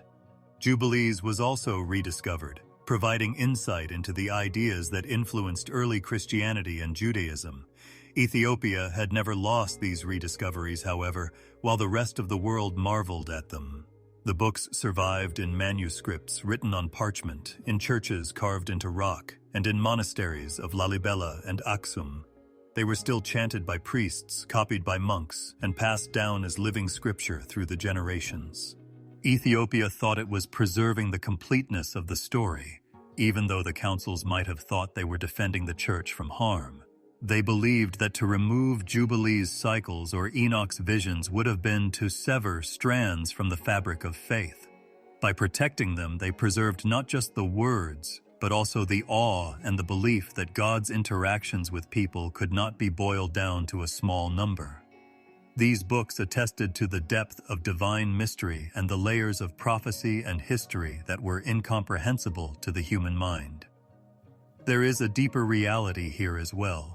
People choose to remember stories, not just because they are preserved by parchment or ink. The Ethiopian Church made the decision to commemorate.